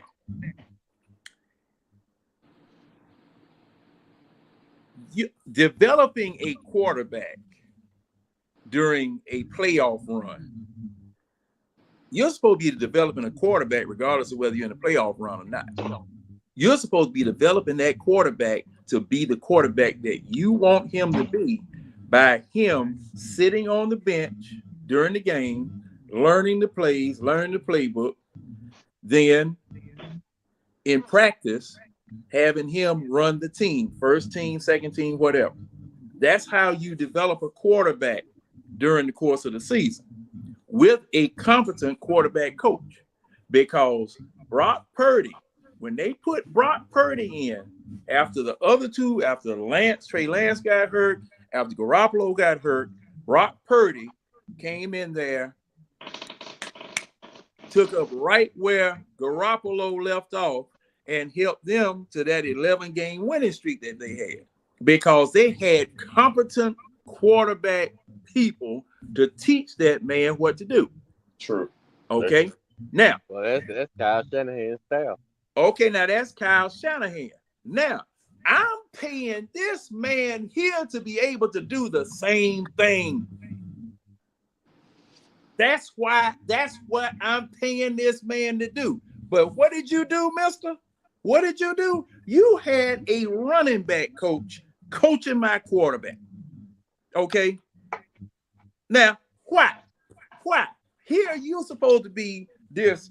Okay, we hired you because of what you did in the playoffs and what the Titans did in the playoffs, and you showed yourself to be an offensive.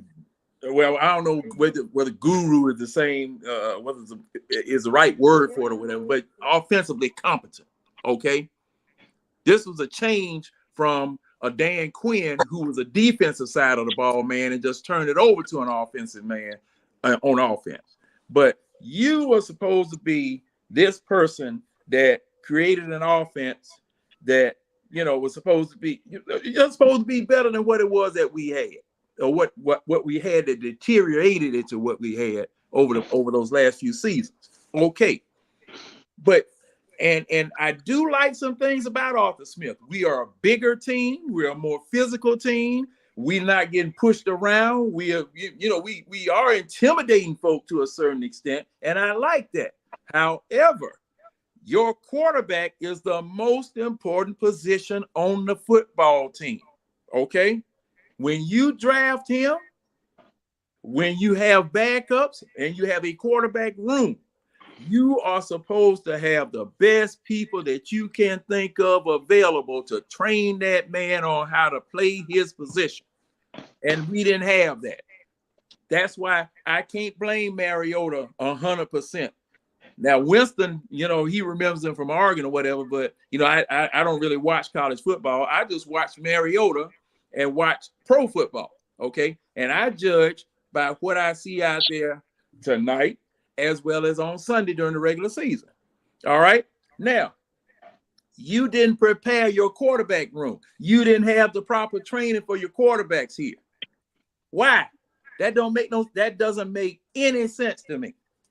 And that's where my problem is. That's what my problem is. So and I know these are questions and counter questions that we have, because I still don't trust Arthur Smith yet. I still don't trust him.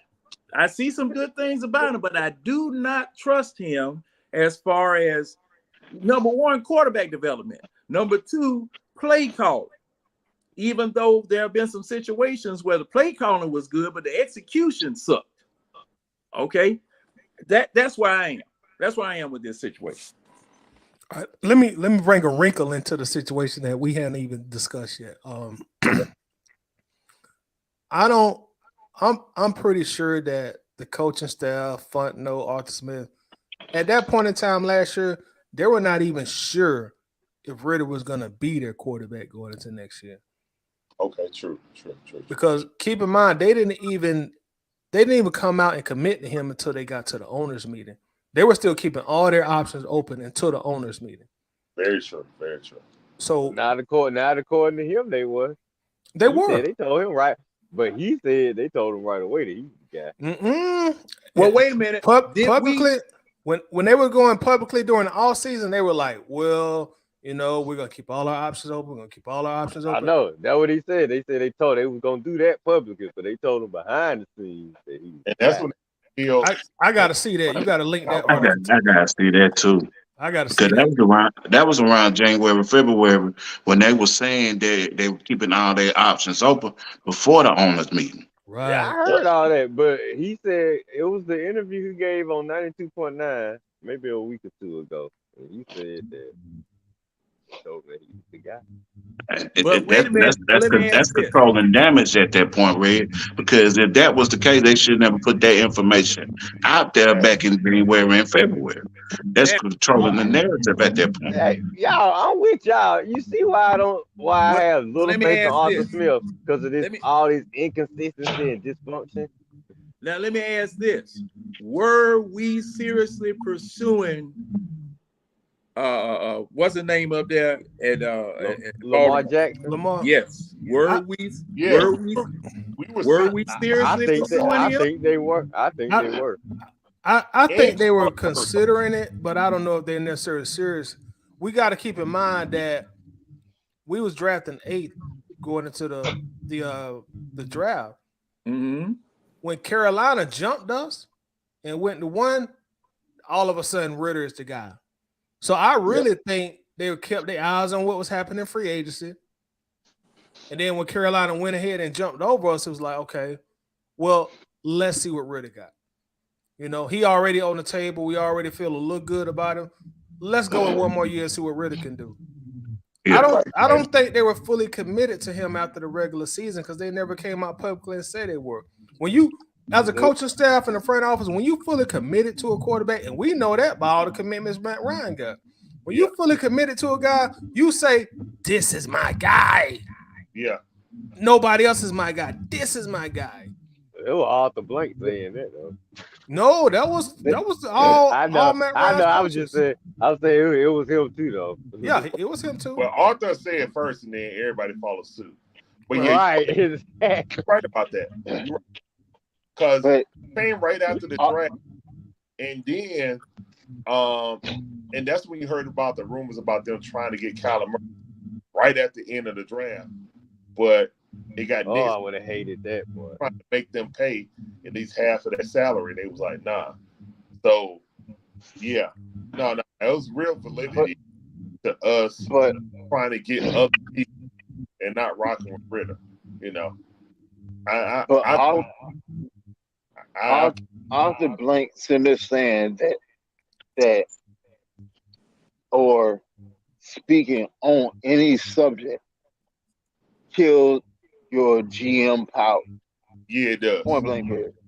Yeah. It's the same thing we went through with Matt and Julio. Yep.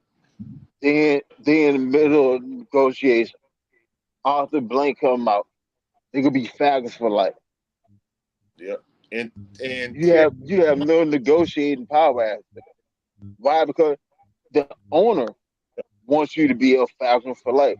So you have to get a deal done. Now, who the player he can just push. And y'all meet somewhere.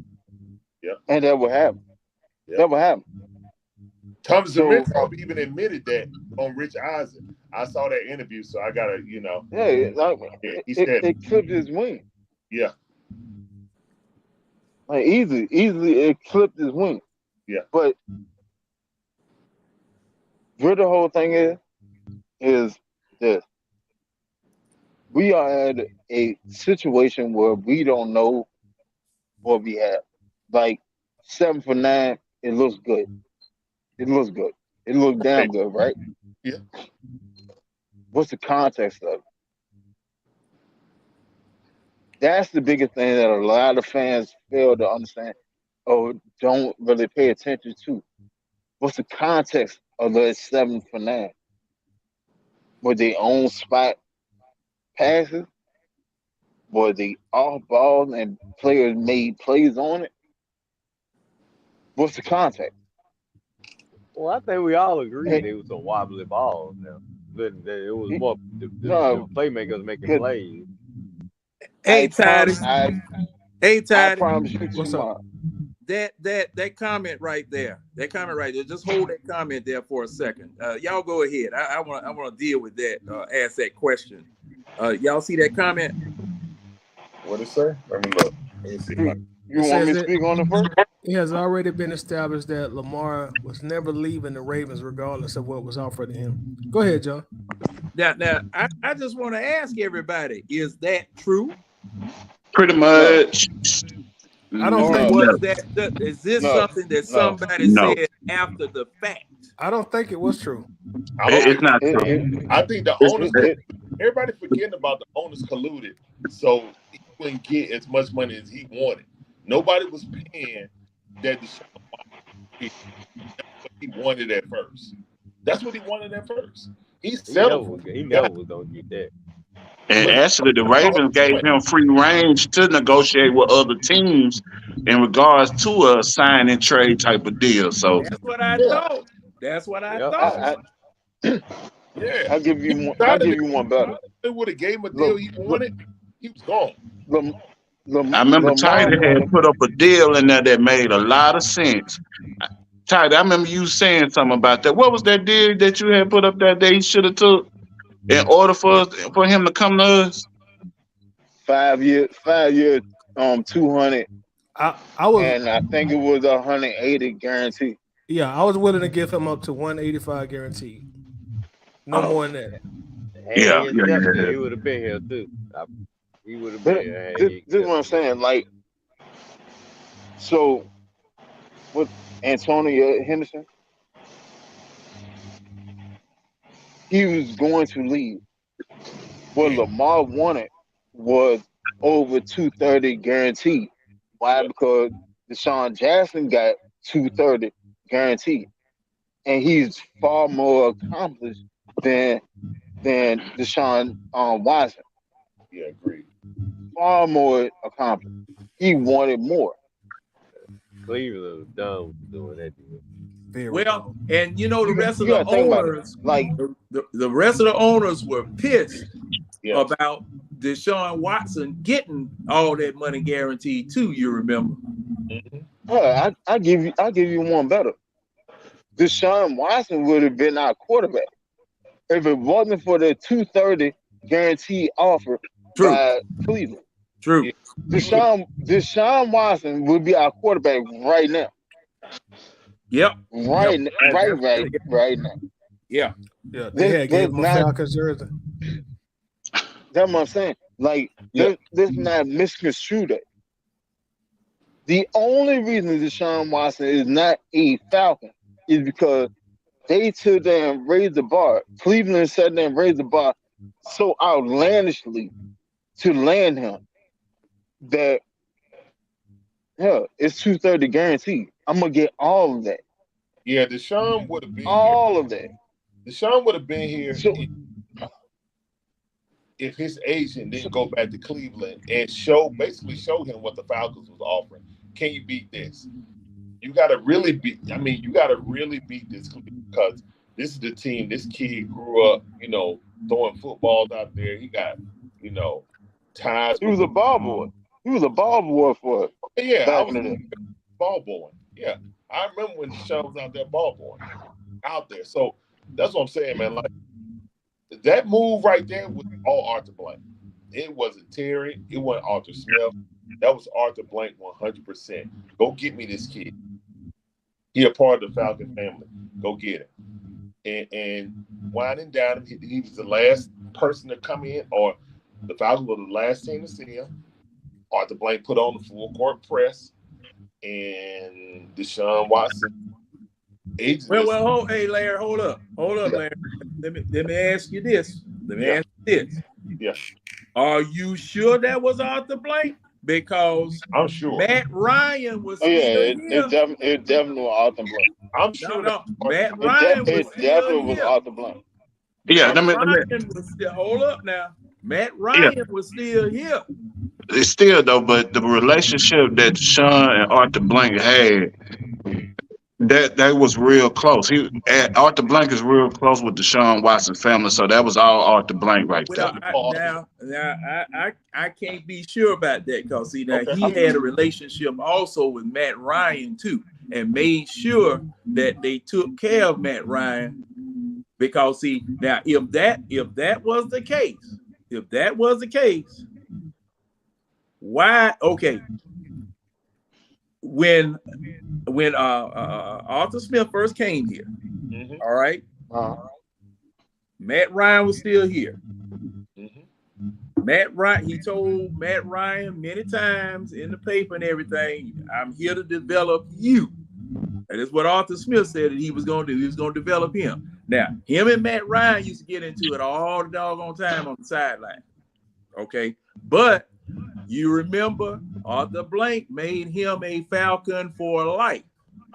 And then on top of it, the question came up, if it came to trading Matt Ryan, how would you feel, Arthur? He put it in the coach's hand. He kept saying it would be up to the coaching staff because, see, it was at one time he said Matt Ryan ain't leaving here. All right, Matt Ryan gonna be here. All right, but when 2021 took place, and we went 7-10 again. Yep. All right. Yeah. Arthur Blank started wavering and put it in the coaching staff's hands as to whether Matt Ryan was going to still be here. And as far as we knew, he was, until the news broke that Deshaun Watson was in play after all of those lawsuits and all of that other stuff got settled. Okay? Okay, yeah. Now, my thing is that since there that good go again. At any rate, since Matt Ryan was not an Arthur Smith pick, since he had no allegiance to him, Arthur Smith and Terry Fontenot went after Deshaun Watson. Now, and the reason why I'm saying that I don't think it was Arthur Blank that made that decision is because Arthur Blank was perfectly willing to keep Matt Ryan here and keep him here for another year after they didn't sign Deshaun Watson. But Matt Ryan was the one that wanted to leave.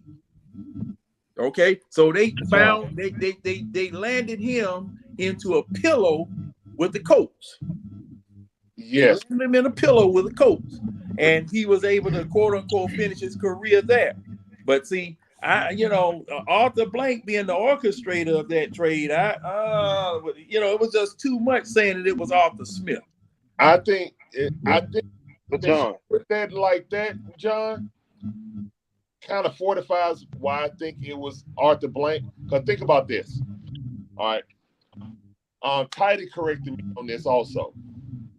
When Arthur Smith first got here, he was real non-committal about Matt Ryan until he restructured his deal. That's right, Tidy? Remember when Arthur Smith got here? And they was talking about, and that's when Arthur Blank made that decision about saying, well, I'm going to let my coach handle that. You know what I'm saying? I'm going to let him make the decision. And Arthur Smith was kind of non-committal until Matt Ryan restructured. You learn from the past. So, but did that take place? When did that take place in relationship to courting Deshaun Watson? That was when Arthur Smith first got here. That's when he first got here because they would ask Arthur Blank, are you going to let him get the groceries or are you going to have the new GM do it? So that was a part that the HAC was asking him. You know what I'm saying? He said, no, I'm going to let my coach handle, you know what I'm saying, what's going on with the roster and stuff like that. And then Arthur Smith was kind of non-committal because then Tidy was talking about that on one of his shows. He was like, nah, before Matt Ryan restructured his contract, they was very non-committal. Then once he restructured the contract, everybody was in there. But again, the contract was bad because Arthur Blank already made the precedent. You're going to be a Falcon for life. And when you go look back on the Thomas Dimitroff interview with Rich Eisen, he said it. I made the contracts like that because if you cut them or drop them, you're going to get a huge cap hit. And that's why I think that it was an Arthur Blank thing, because if you're Terry and Matt Ryan still got some semblance of value, you're not just going to go and put him where you want to go. You're going to try to get the best deal instead of trading him. If it was Terry, it would have been cutthroat.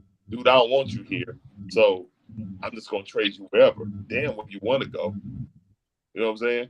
But Arthur Blank felt bad because he tried to go ahead and get this kid. Then he said, okay, just send him go. That's Arthur Blank. Go send him where you want to go. All right. That was all Arthur Blank in my head. That's just how it looked. Okay, Winston, go ahead, Winston. Yeah. You got to look at the situation like this.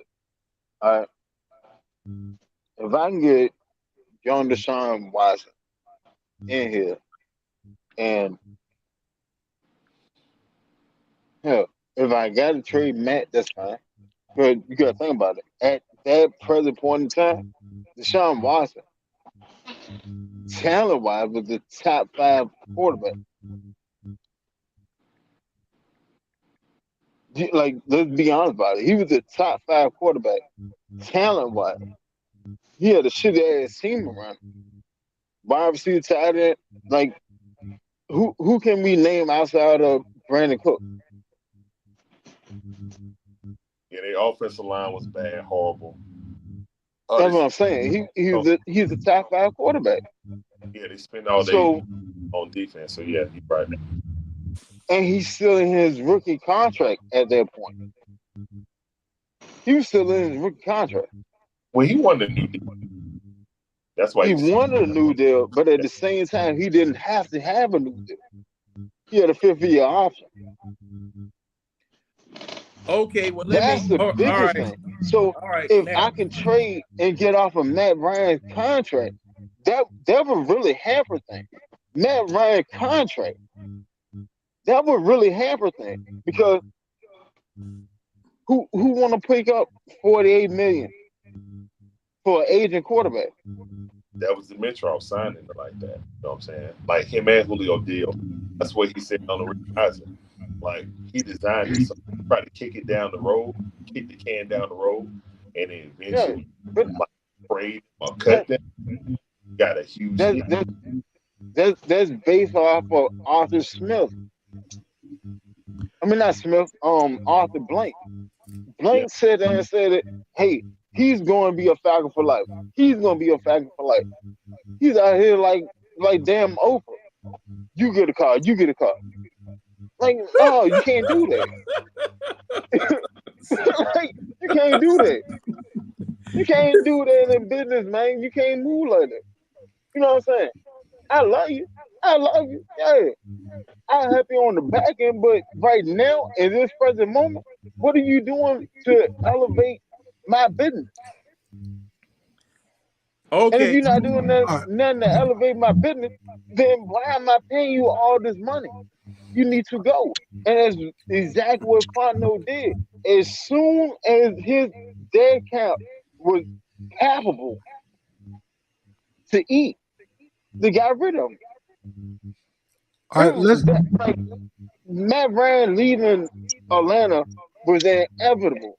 And you can blame it on Dimitrov, but to be honest, the person that said that he was going to be a Falcon for life is the person that is the cause of him leaving. All right, y'all, real quick, let's hear from Arthur Blank himself. We're gonna let him tell his own story. So just a quick clip real fast. Ask this for the fan base, because I think we have a fractured fan base when it comes to this Lamar Jackson situation, because we know our organization was in on Deshaun Watson last year. And a lot of people are saying, well, why wouldn't we necessarily be in on this Lamar Jackson situation? And I saw where you just spoke with our buddy Josh Kendall from The Athletic talking about Lamar. Yep. People want to know, are you interested? Well, I would say that, anytime you have a player of that stature that comes, to the free agency market, I think every team, or I would say every team, but I would say, pretty much, most teams would certainly, look at Lamar as an opportunity. I think we look at our situation. We've come out of an era where, 25% and heading to north of that was going to be tied up with one player. And that, as I said earlier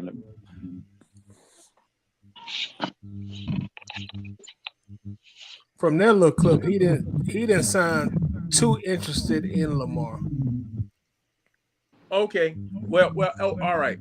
Okay. Now, we were talking about Deshaun Watson. Matter of fact, we probably were talking about both of them. But I found something just now from the Sporting News that okay. It says, however, Falcons general manager Terry Fontenot insisted Wednesday, and I guess this was let me see, when was this? However long ago it was, that the team's decision to send Ryan to Indianapolis had nothing to do with its pursuit of Watson. It was something the Falcons had been considering all off season. Whether we began to explore Deshaun or not, we were already starting to discuss trading Matt this offseason, Fontenot told reporters per Kelly Price of Fox 5 Sports. So, and the reason I said that is that you all were insisting in saying that Arthur Blank had something to do with it. But see, thing is now, if they were talking about that the whole off season about getting rid of Matt Ryan and trading him or whatever, see, and like I said, Arthur Blank put that on Fontenot and put that on Arthur Smith as to what they were going to do with Matt Ryan. Okay, because not only was it a situation that Matt Ryan was getting old, and he was costing them money, because we had just found out about that $38 million shortfall they were having on those PSLs too. Yeah, true. You know, so a move had to be made, a shakeup move had to be made, and I guess Arthur, you know, if he was involved in it, to you guys' point, he pushed it off on the coach, and they were the convenient fall guys for this. Same way that it was. You remember when Jimmy Johnson went down there to Miami after leaving Dallas, and he had the unenviable job of cutting Dan Marino. Yeah. You remember that? Hey, that might have been, he might have been the only coach to be able to get away with doing something like that because of the cachet that he brought with him coming from Dallas. And being a coach at you also. Yeah. See, so John, yes.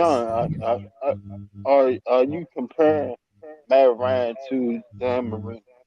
No. Okay. Hey, no. I'm comparing. I'm comparing moving an icon from a team. Yeah. That's what I'm not the careers, but the iconic nature of the person that's with the team. I get what John is actually saying. He's saying that when they brought in Fontenot, I'm just gonna say Fontenot specifically, he pretty much told Terry, and not so many words, hey, look, I love Matt. He been here 12 years, but if it's time for him to move, that's your decision to make. And that's where that article comes from that John was just reading. Like, look, y'all didn't know this, but we was already talking about moving Matt. We was already talking about moving Julio. Because one thing about it, when you replace a long-term GM with a brand new GM, the brand new GM is the cleanup, man. Yes, true. He is the cleanup, man. I agree. So I get what you're saying, John. Yeah, so you know, and that's just how I was looking at it. You know, I may be 100% wrong, but that's the feeling I got as far as what was taking place there. And Winston, let me reiterate one more again. No, I am not comparing Matt Ryan and equating Matt Ryan with Dan Marino. No. Winston, are you on your Bluetooth? You got an echo coming in. Yo, y'all hear me?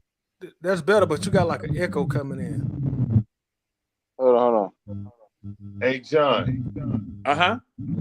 Hey, I want to ask you, if you just get a job, you're going to throw the owner under the bus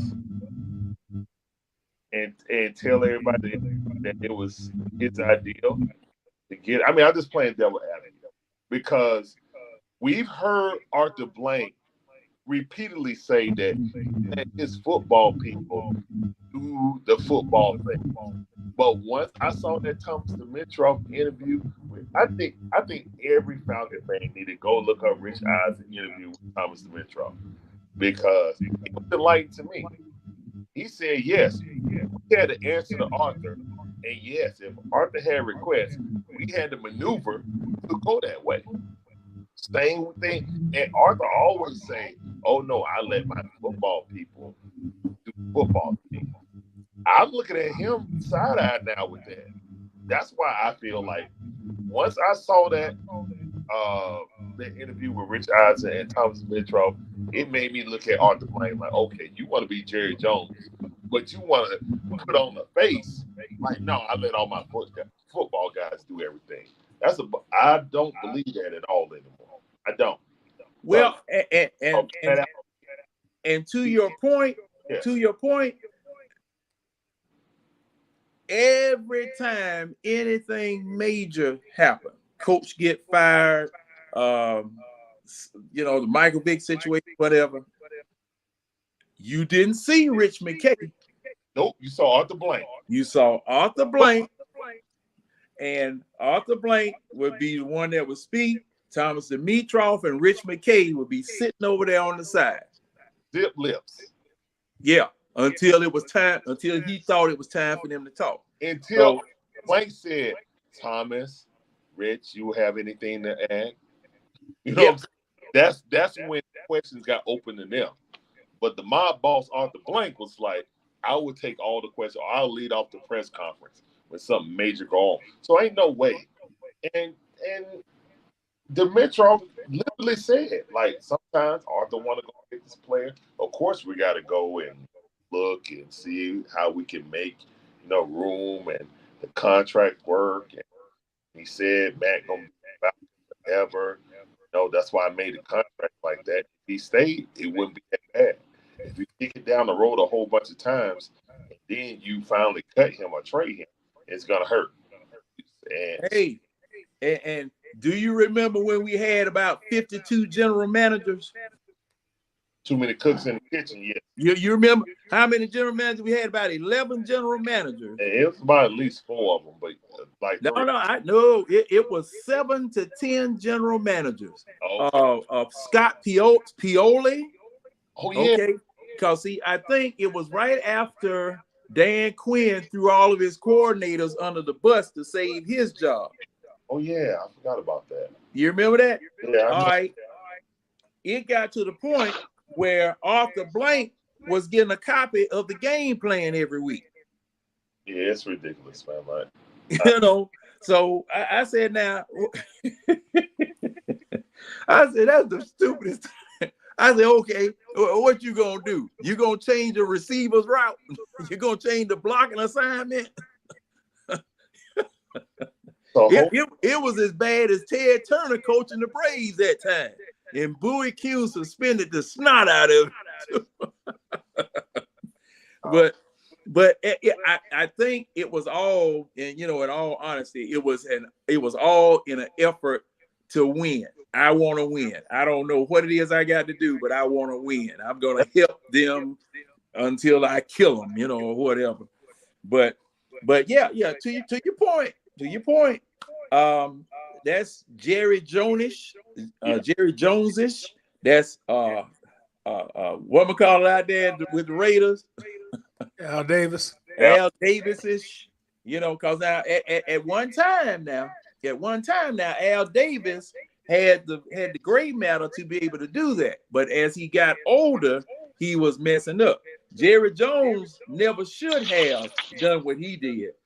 He cost himself at least 3 Super Bowls. He did. Talking out of turn in a bar, saying that he could run the Dallas Cowboys. And see, when they hired Barry Switzer, I never will forget it. There was a 4th down play, and the camera was on Barry Switzer to see whether he was going to talk to anybody about making a decision. It was the assistant coaches that made the decision. Barry Switzer didn't say a mumbling word. He was just standing up there biting his lip, just chewing, not doing nothing, because of the fact that the owner got involved in that where he shouldn't have. You know, and that's why, and I'm gonna say this and I'm gonna be quiet. I've always been a proponent of, okay, Pittsburgh, the Modell, not the Modell family, but the Rooney. The Rooney family. Man, I guess it's early. The Rooney family are a football family. They know how to operate a football team. Okay, so they can dig into the everyday nuances of football. But when you have a Jerry Jones, an Arthur Blank, Wellington Mara with the Giants, you hire a president or a general manager, give them a time frame, you get out the way.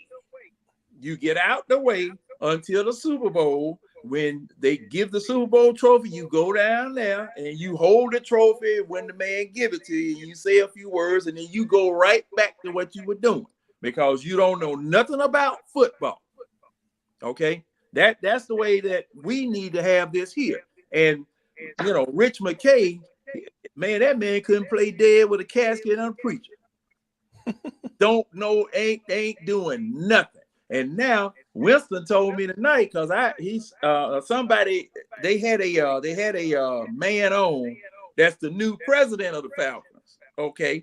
And you know, I asked the question, and Winston said this man has been here since the offseason. I said, well, whoa, I missed that. I missed that. Greg Beetle been with us for like 28, 29 years. 29. Yeah, they say he started as an intern. Yeah, he started as an intern way back, you know, way back in like the 90s. You know, so like he's been there. And then they took it. What they did was they moved him to president. Rich McKay became CEO, and I want to say he's the head of player personnel. Development. He ain't doing nothing. I mean, hey, look, I put it to you like this: the structure that we have now, and the way this team is trending, off of what this structure is doing. Hey, man, I'm not opposed to it. I'm not opposed to it at all. You look, huh? It's better now. I agree.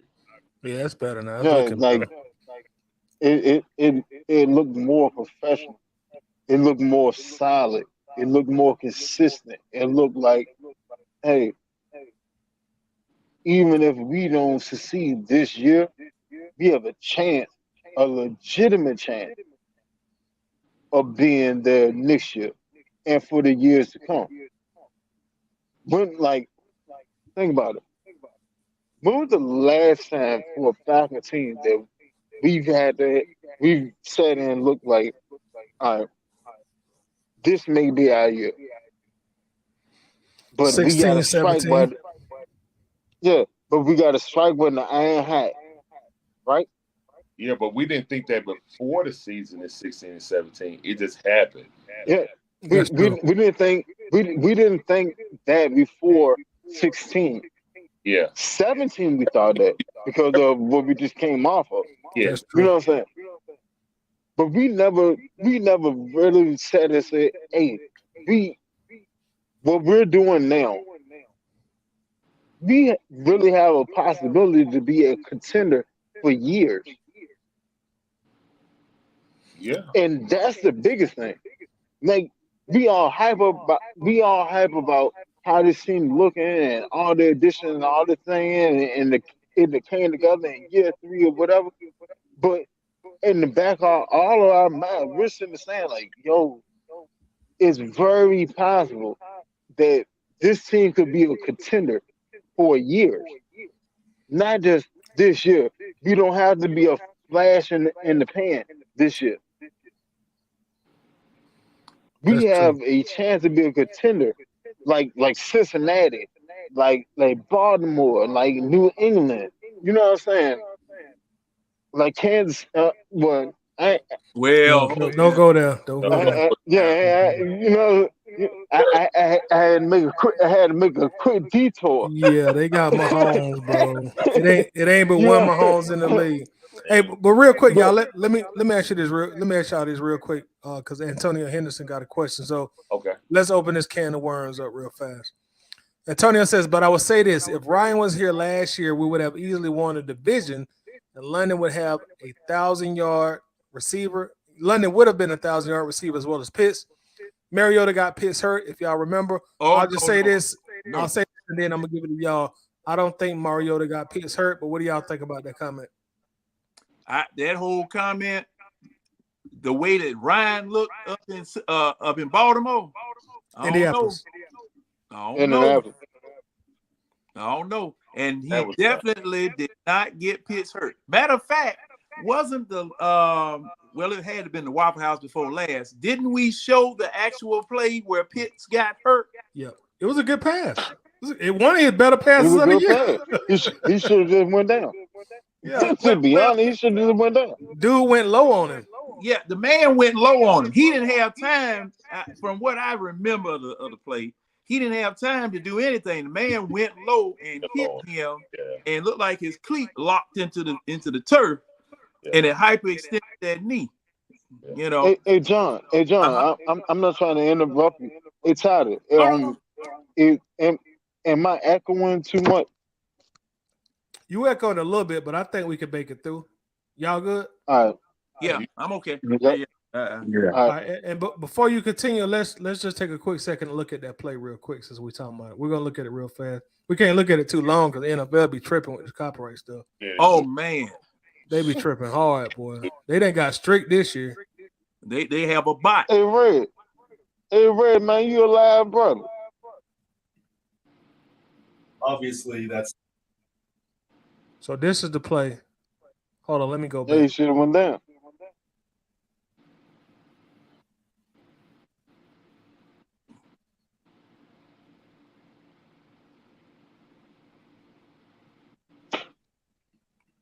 I'm gonna try to chop it up so they don't hit me with no copyright crap.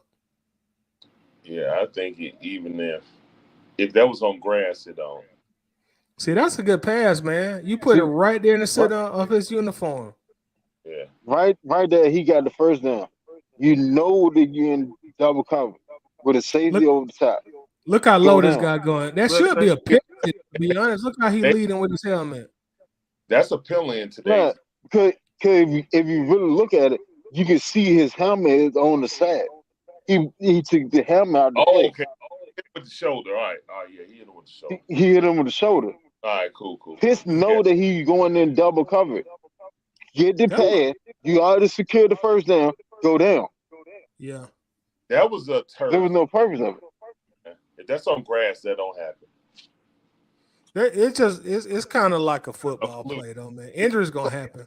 Yeah. And to be honest, if he had went down with that safety sitting there bearing down on top of him like that, we would have got another 15 yard for personal In the back of the head, yeah, probably. No, it would have been personal foul. It would have been a personal foul. If he had went down, because he would have hit him while he was down. So therefore, it would have been a personal foul. Yeah. Because he didn't know where he was going. There was no purpose to keep going. Yeah. Get the ball, go down.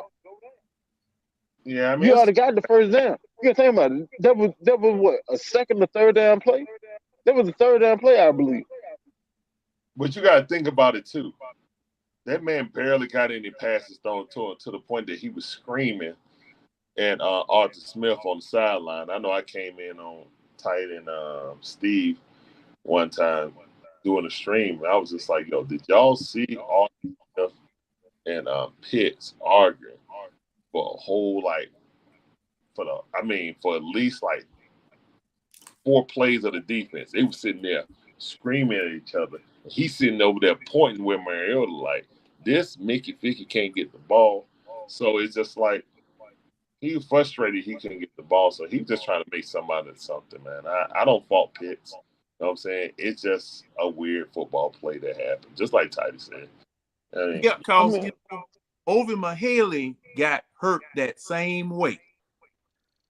The man Exactly. went low on him and hit him, and he hit him right above the knee, and he had stepped. He was stepping, trying to make the next step. He got hit, and he just folded over. Okay, so thing is about that, I understand that you're supposed to go down, but hey, you're supposed to be trying to get some yardage too. And see, thing is, I'd have met Buddy outside of his locker room.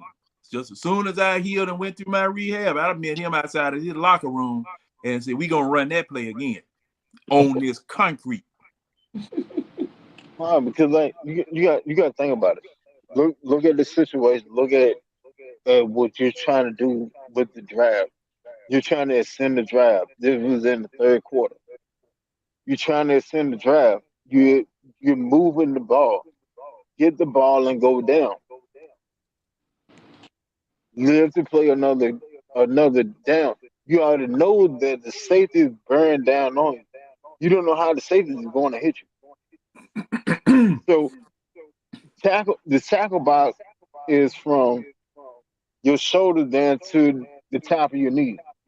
Yeah. All right. You don't know where that safety is going to hit you. And if he sit there is a step ahead or he slip coming towards you, he's going to end up going low.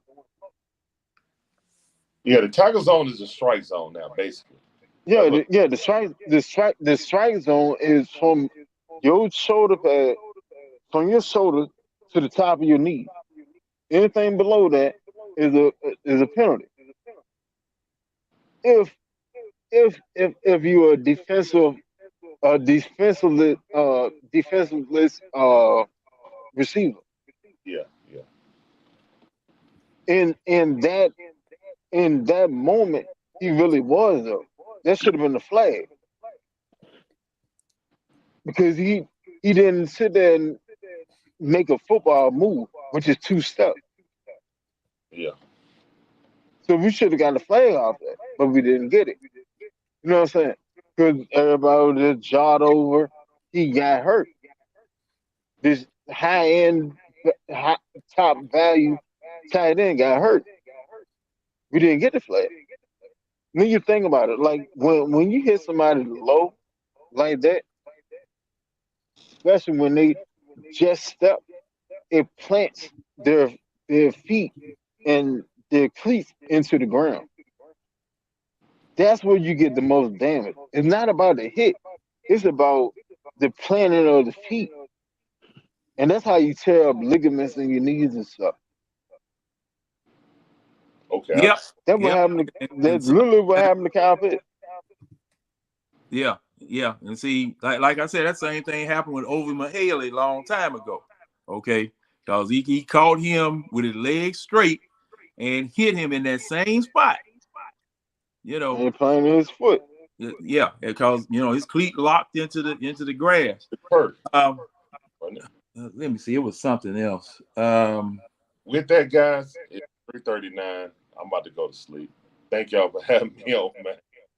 Brother tired. But, all right, brother. It's been about 3+ hours, so I'm gonna go ahead and close it out. Larry, before you go, let everybody know where they can find you at. Oh man, thank you guys for having me on. Love the great debate, Winston. It's all love. Oh yeah, all love, baby.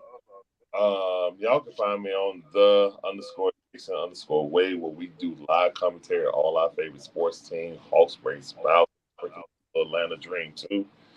And we do live commentary, interact with the chat, you know what I'm saying? So turn down the TV, turn us up, man. We do all the games. We got the Giants at 7:30 p.m. Tomorrow, so come check us out. All right, thank you, bro. Appreciate coming on. Yes, sir. So when is your next live stream? Man, I'm not gonna be off for a whole month now. Basically, I got a game. No, not video live stream. I'm talking about a type of game, any game. That's what I'm saying. Live stream game. I got a game every day until like the 9th I think so. So the next 2 or 3 weeks, I got a game. And where can we find you again? The_Dixon_way on YouTube or TikTok. It's the same address on both. You know what I'm saying? That's we do our live Blessing, stream. brother. I mean, I put the you just get in Atlanta Bird game and look in like the Braves chat.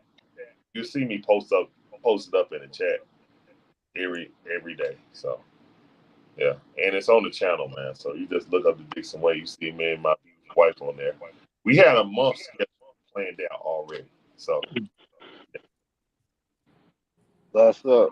All right. So with that said, y'all, we're gonna check out. Before we go, let me thank everybody on the panel for checking in. James, thanks as always. Winston, thank you as always.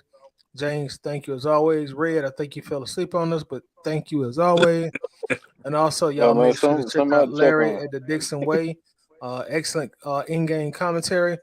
The Waffle House crew, we're going to sign out. We will be back for the last preseason game of this year, which will be against Pittsburgh in Atlanta. So we'll see y'all next Friday, 11:45 p.m. Until then, peace out.